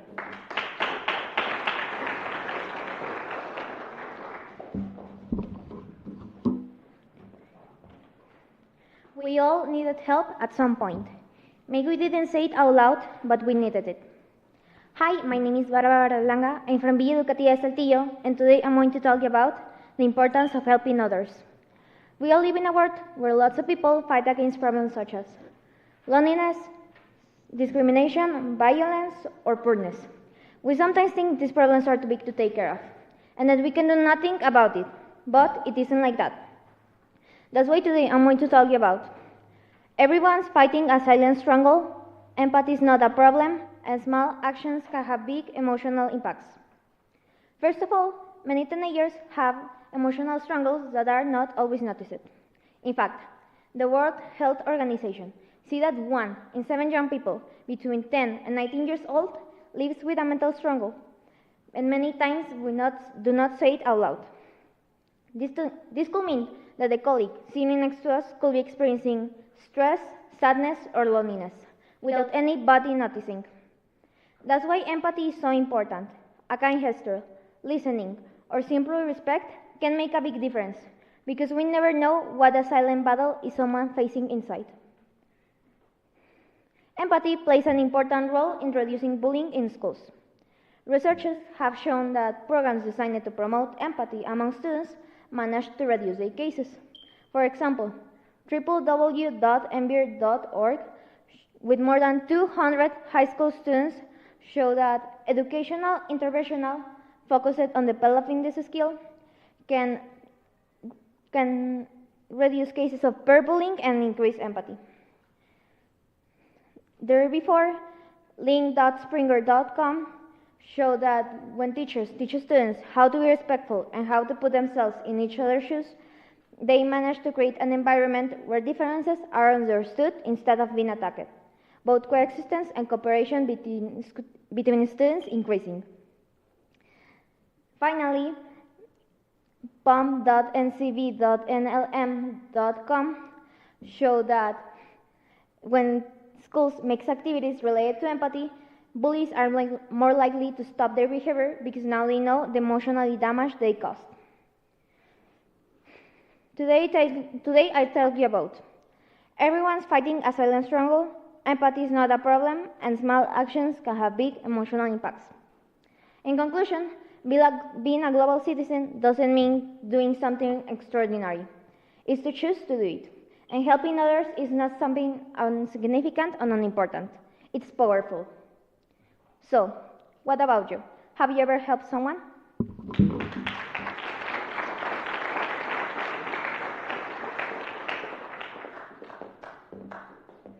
Isaac Sebastián de la Cruz Juárez.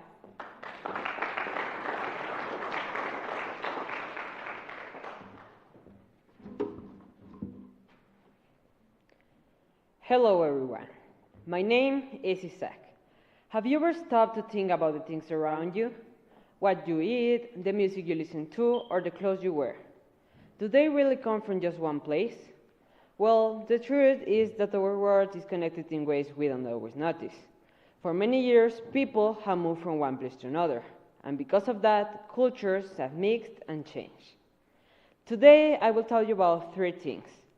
First, how human migration has shaped history. Second, how science and DNA show us that we are all connected. And third, why migration makes our world stronger today. To begin with, migration has always been part of human history. Since ancient times, people have moved from one place to another to find better lives, safety, or new opportunities. And when they moved, they brought their traditions, languages, and music with them. And that's why cultures started to mix. For example, we can see this in big cities. Cities like London, Paris, or New York are full of people from many different places. You can hear many languages and see many traditions in one place. So migration doesn't erase culture, it helps culture grow. In the same way, migration has also helped countries connect in the past. For instance, trade routes like the Silk Road did more than only move products. They also share ideas, knowledge, and beliefs. And because of this exchange, societies started to change and develop. We can also see cultural mixing in simple things like food. For example, pizza changed when it became popular in the United States, and tacos are now eaten in many countries with new and different ingredients. So food shows how cultures combine and create something new. Today, technology makes this connection even stronger. You can hear Korean music, watch American movies, and talk to friends in other countries on the same day. So, because of the internet, cultures meet faster than ever before. However, migration is not only cultural. By studying DNA, scientists can show where people have traveled and how groups have mixed. In fact, DNA tests show us that we are more connected than we think. There is no completely pure culture. We are all the result of many movements and many meetings. When people mix, cultures mix too, and that's what makes our world stronger and more creative. So migration is not something new. It's part of who we are. Every journey, every meeting, and every shared idea has helped build the world we live in today. So instead of focusing on what makes us different, we should focus on what connects us. Because our differences are not walls. They are proof that we have grown together.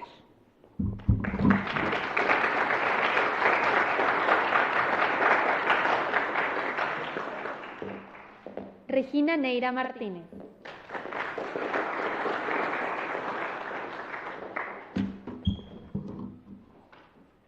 Have you ever stopped to think about how many times a day we make choices without really analyzing about them?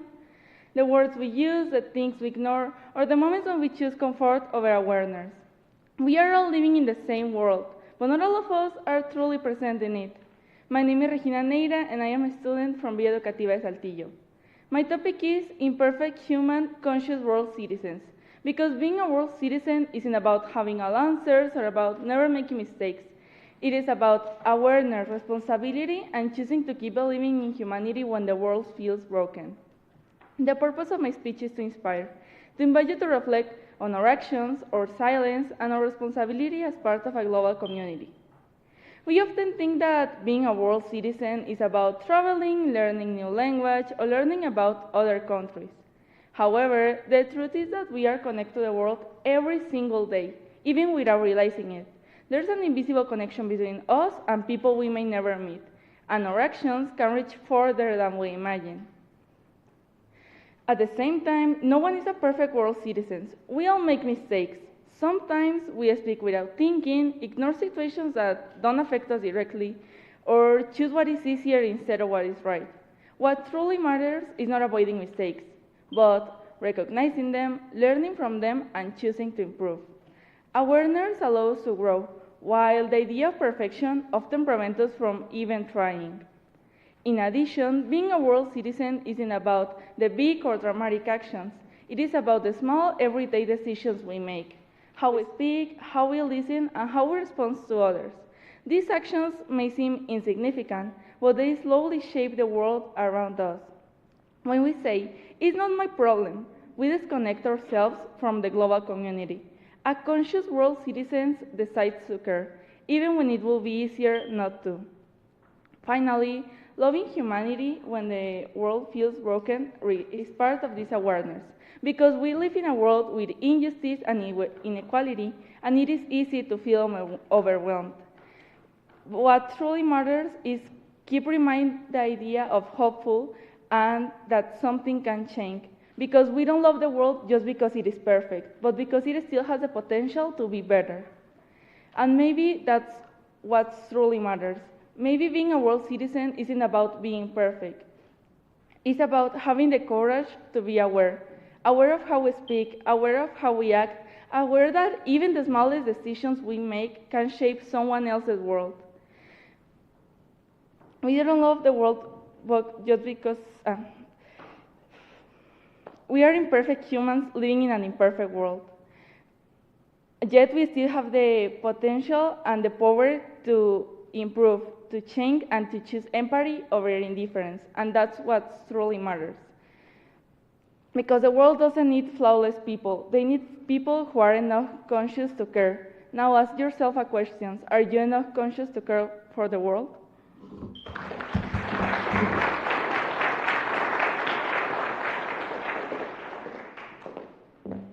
Rebeca Román García.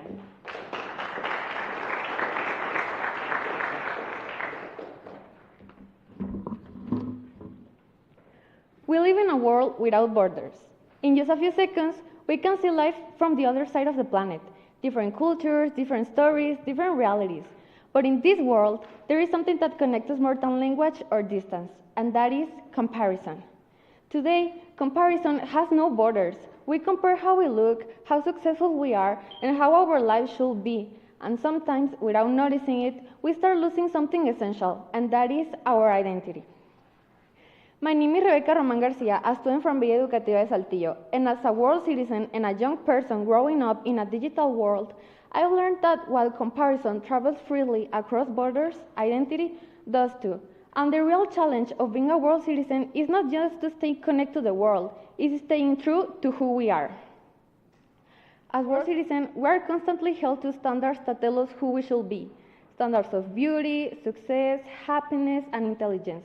We see perfect images and perfect moments, but we rarely see the struggle behind them.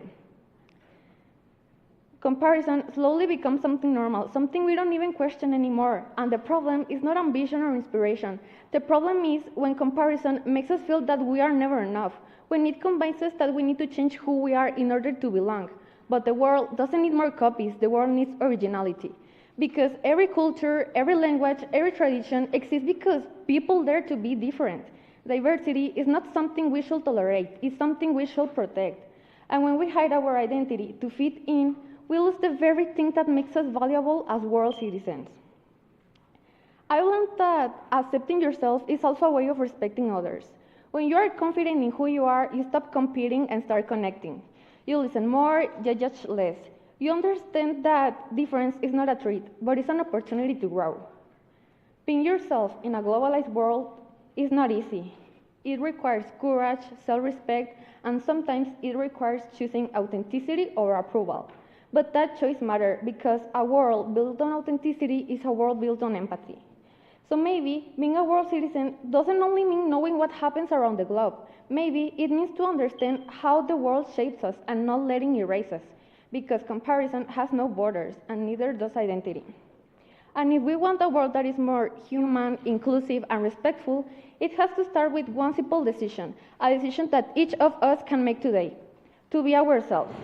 And when we choose authenticity over our comparison, we don't just change ourselves, we change the world we are part of.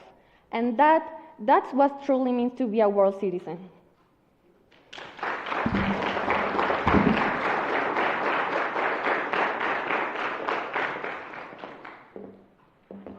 Omar Sánchez González.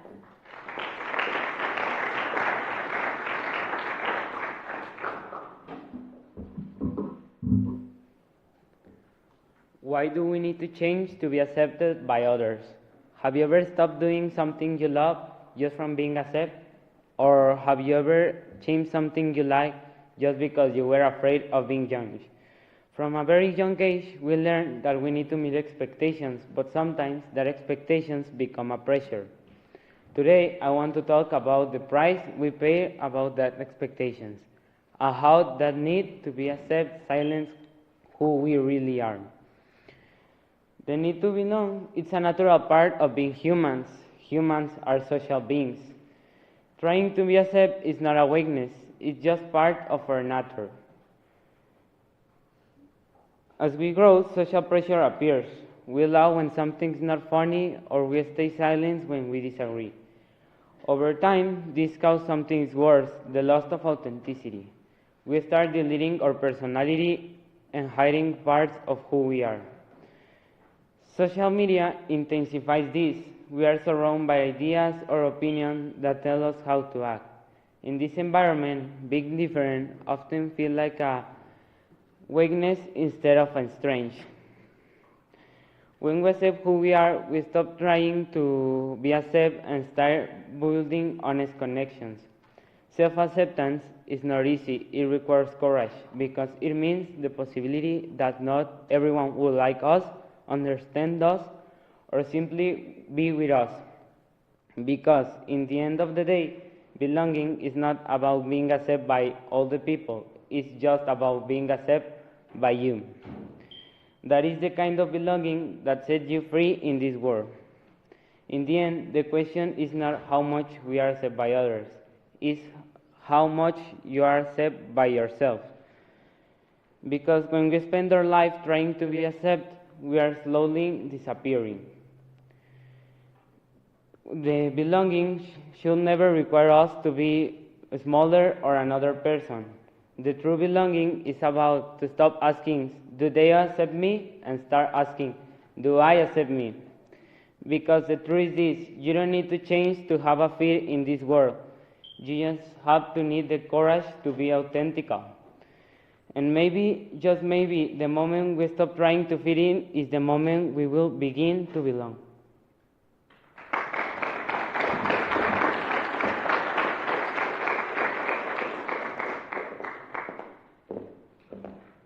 Amber Valero Barrera.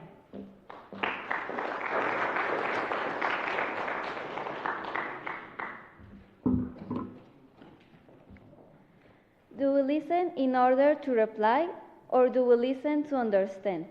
Most of the time in our conversations, we only think about what we are going to reply, or maybe we aren't listening to the other people because we were distracted by something else. All of this can cause misunderstandings that can grow into big problems. My name is Amber, I'm a student from Educativa, and I'm going to talk about the importance of dialogue and empathy to reduce conflicts and violence. First, many conflicts start by misinterpretations, because people doesn't listen to each other. When we assume instead of ask, we can create small disagreements that can grow into big problems. This can happen between friends, communities, or even countries. That's why understanding is the first step to a better world. Incredibly, listening is more powerful than speaking, because it helps people to feel respect, and we can learn about their ideas and feelings. These simple actions can help us to meet new people and avoid problems. Understanding how others feel can help us to change the way we react during conflicts. We need to take time to reflect on anyone else's emotions and ideas. That is empathy. We can create trust with other people. When we feel good and respect, it's more easier to open dialogues and search for peaceful solutions. Did you know that one of the most powerful tools for communication is dialogue? When people choose to talk instead of fight, they can find better solutions that benefit everyone and not just one person. Without it, the anger grows, the problems become harder to solve, isolation, misconception, and more. However, with our everyday actions, we can make the difference. It doesn't depend on our leaders, governments, or organizations like ONU. It starts by us and how we treat others. In conclusion, we decide how to react during conflicts and challenges in our lives. We need to show kindness and avoid rumors. We need to be smart and choose dialogue, because peace is not something that appears, it's something that we create.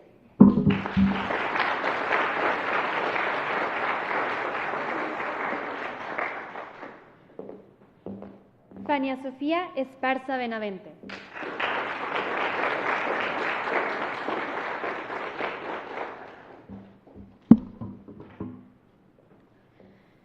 Nowadays, children and teenagers seem to grow up far too quickly. Well, it is not new that young people want to become adults as soon as possible. What has changed is how early they are exposed to adult decisions and responsibilities. In many cases, this premature transition has negative emotional and psychological consequences. This leads us to an important question. Can we protect a life that has not even been born yet? Many believe the answer is yes, and that education plays a key role in prevention. In this speech, I will explore how learning, awareness, and responsibility can help reduce the number of abortions, and why this topic continues to generate ethical, social, and medical debate around the world. If we speak about the future, everyone thinks about either a better world or a total chaos. To know where we are heading to, we first have to know how we are educating the younger generations. Life is a path where decision-making plays a crucial role to improve or decrease life quality. Without solid mental tools or analytical judgment, people are prone to making bad decisions. And not only having a poor or neglectful education can affect in a negative way. Stress or strict or excessive pressure can be harmful too, since there are expectations that young people aspire to fulfill. To make sure children and teenagers do not let their emotions take over completely, it's important to give them a supporting and varied education. Avoiding extreme pressure and validating efforts can let young people feel more confident about themselves. Now, going into a delicate topic, what makes abortion so controversial? Through my research, I found 3 elements that shape the arguments in this debate. Firstly, one of the main debates is whether a fetus should be considered a person who deserves the right to live or a potential life that doesn't possess the same rights as someone who has already been born. Secondly, many people insist that it's a woman's right to control her own body and reproductive freedom, while others believe there should be a natural and ethical responsibility to protect the unborn life. Lastly, younger generations affirm that new ideas should be accepted, while older generations may be less open-minded about present-day perspective. We will not go deeply into this topic, but it's important to understand the different opinions involved in these polemic discussions, since young people will have to express their own thoughts at some point in their life. Education plays a fundamental role in preventing and consequently reducing the number of abortions. When adolescents receive clear, honest, and age-appropriate information about relationships, sexuality, and personal responsibilities, they are better prepared to make thoughtful decisions. Comprehensive education not only provides biological facts, but also teaches emotional intelligence, respect, self-control, and long-term thinking. Many young people make impulsive decisions due to peer pressure, misinformation, or lack of guidance. By creating safe spaces within families and schools where they can ask questions without fear or shame, we empower them to take responsibility for their actions. Moreover, teenagers are more likely to avoid risky behaviors when they understand the consequences of their actions, not through fear, but through knowledge. Prevention begins with awareness, and awareness begins with education. In conclusion, the debate surrounding abortion is complex and deeply rooted in social, moral, and ethical perspectives.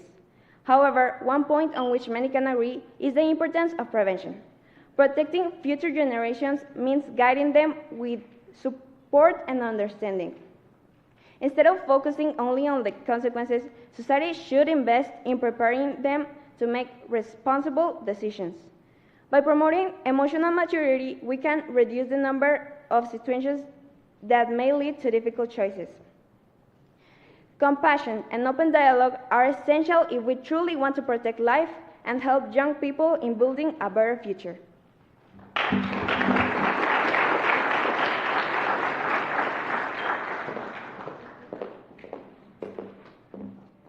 Jesús Galindo González.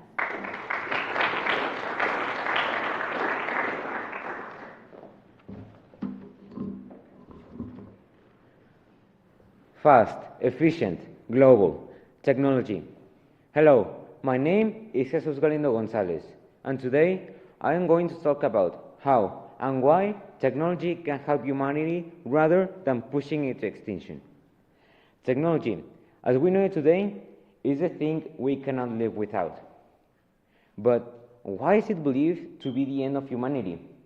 Well, many theories are circulating, but the most interesting one, without a doubt, is the rapid advance of AI, which is believed to soon surpass human intelligence and potentially lead to uncontrollable and unpredictable changes over time. But is really this dangerous? Well, humanity has a tendency to always focus on the bad side of everything, and technology isn't safe from this either. AI has helped us in many things, like science, medicine, studying, exams, homework. But of course, a single bad thing done by AI and we instantly give it a thumbs down.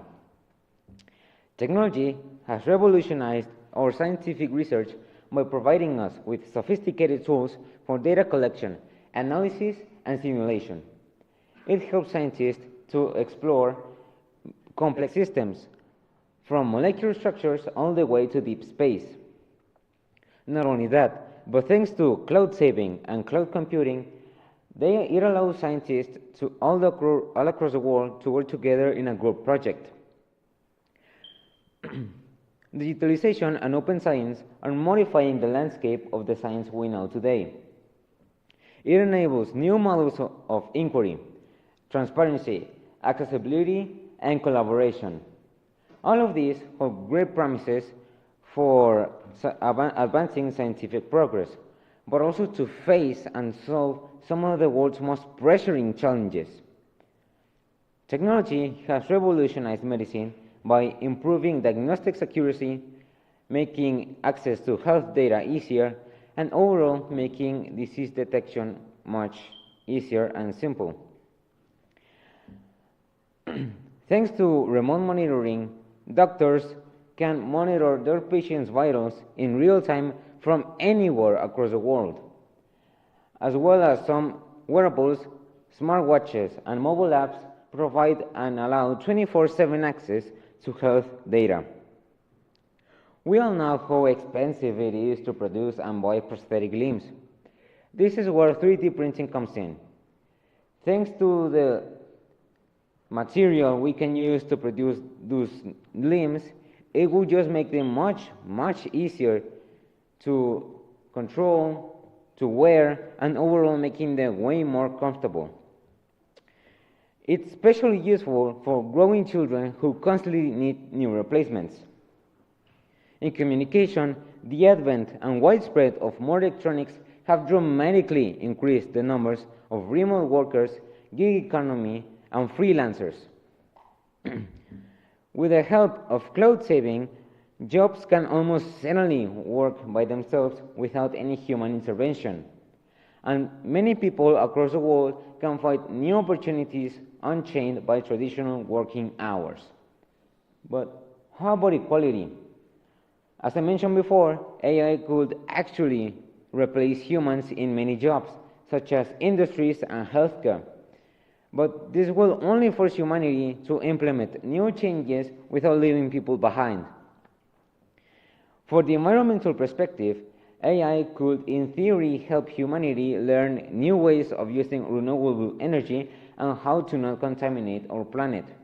But of course, this will only need much practice before the AI can help the planet rather than harming it. Well, have you changed your mind already? If not, here are some final statements. Technology has helped humanity to save millions of lives. It gives you the resources to communicate with the people you love. It gives you entertainment. It's capable of lifting your hand. It gives you the power to communicate your ideas without any effort, and it still reaches out to thousands, even millions of people that are out there. Any powerful technology has us for the goose, and the gender, it's just an extension of humanity. John Perry Barlow, poet.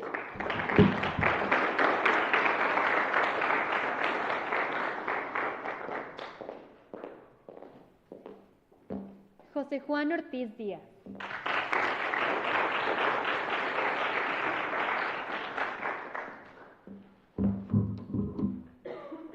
Did you know there are approximately 4,000 annual suicides linked to bullying?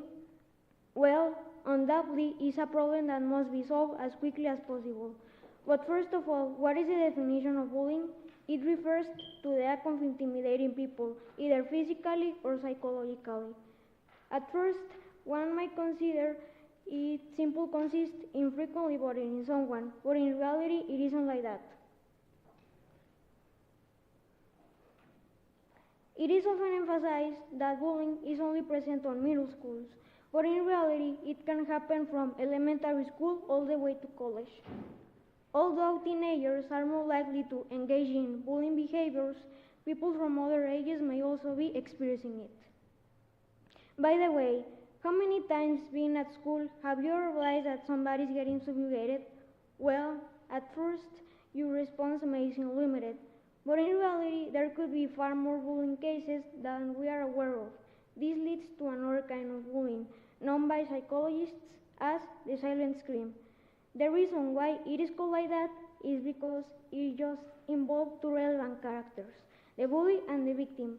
And the reason why it is unnoticed is because the bully may threaten to harm the victim if he asks for help to any other authority. In this case, it isn't that simple to realize that somebody is getting subjugated, and at first, they might consider they don't have anybody to count on, but in reality, it isn't like that. Intimidators tend to follow a certain psychological pattern whenever they are choosing their victims. They don't usually target with people with traits such as high assertiveness or high self-esteem.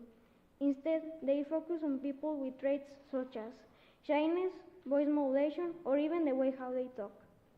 The studies show that around 38% of the students tend to stand up for themselves whenever they are getting subjugated.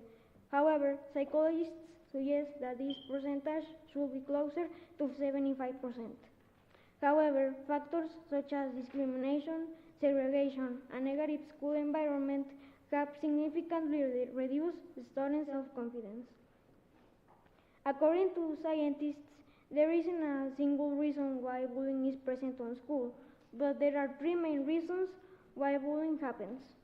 First of all, problems such as paternal absence, divorce, poor communication, or unclear boundaries are traits present on a maladjusted family system.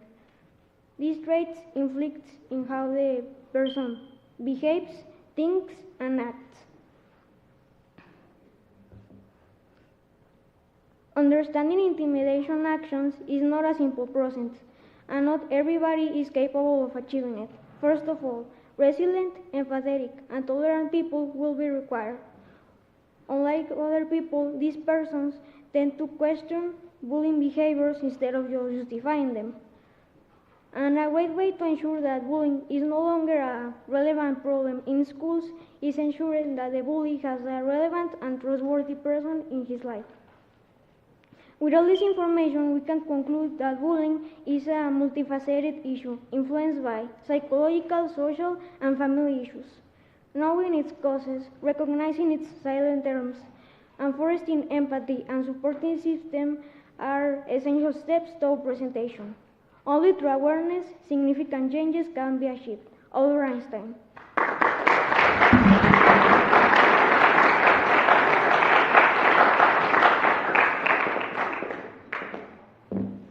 Nicolás Villarreal Alvarado.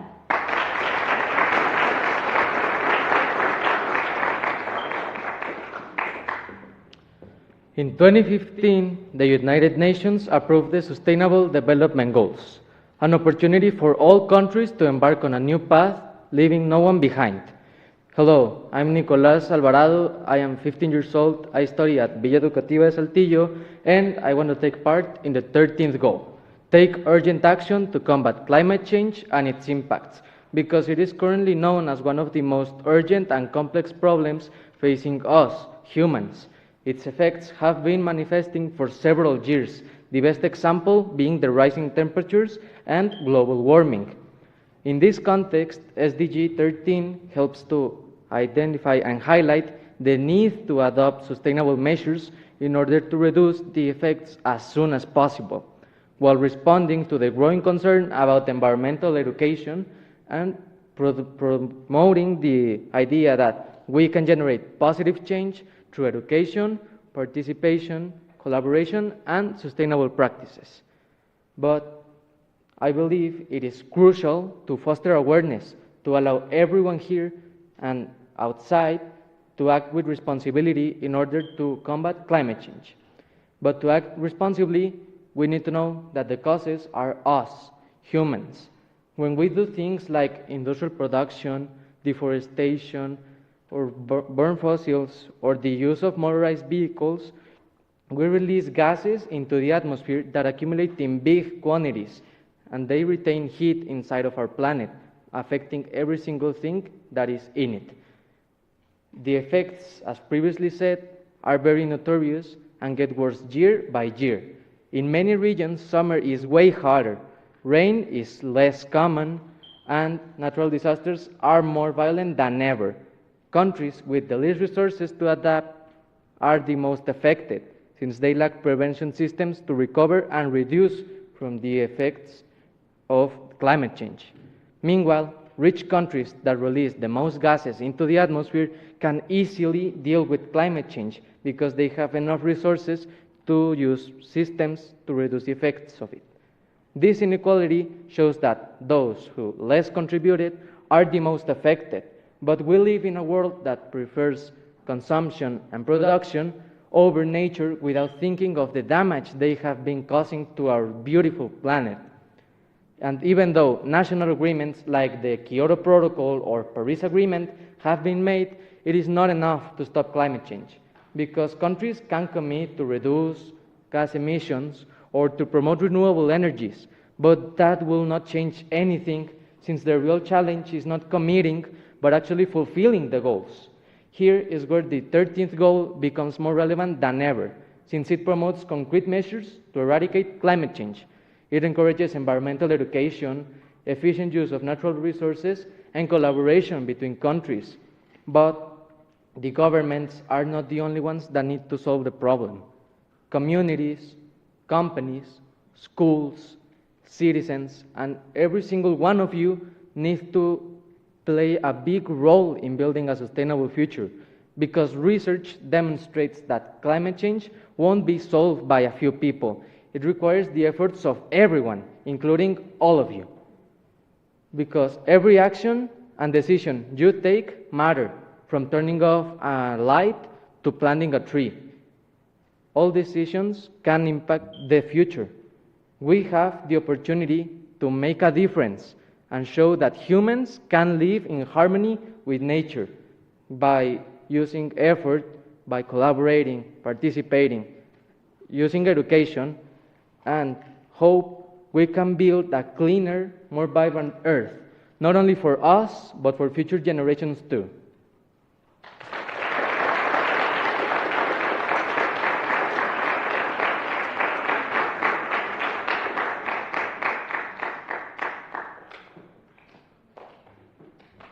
Every one of you should be very proud. You did wonderful work. Your effort has shown.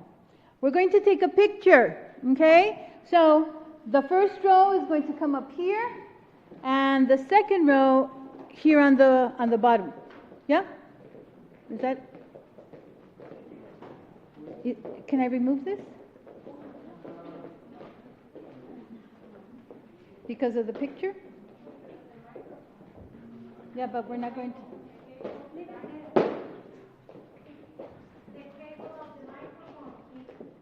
But we can put it on the bottom. Okay.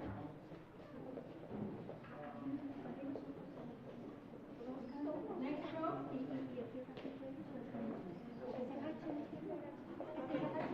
The rest of you up here. And up here. Sit on the bottom, kneel, sit down.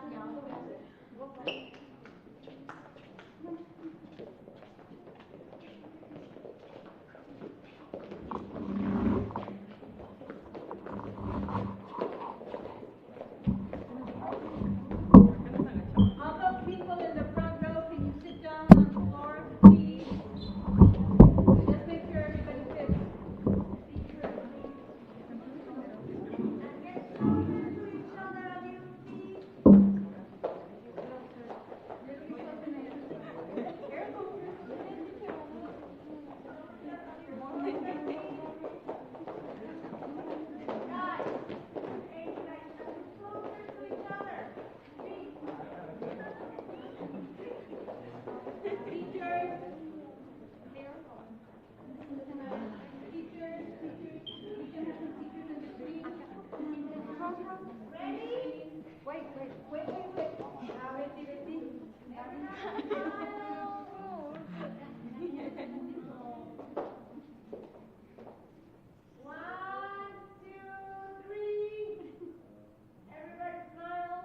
World Fish Day 2026. Let me take a video.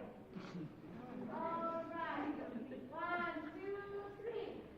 World Fish Day 2026. Educativa Junior High School. Everybody, one day.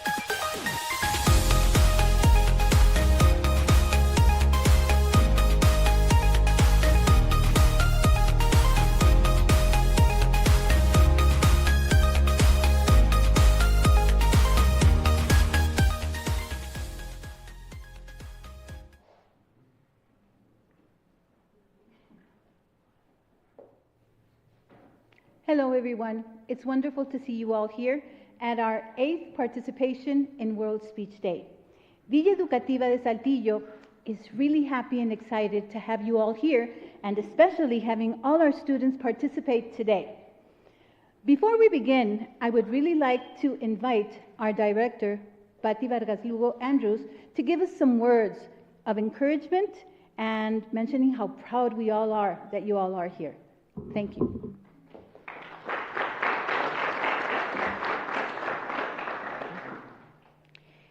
Before we begin, let me ask you something.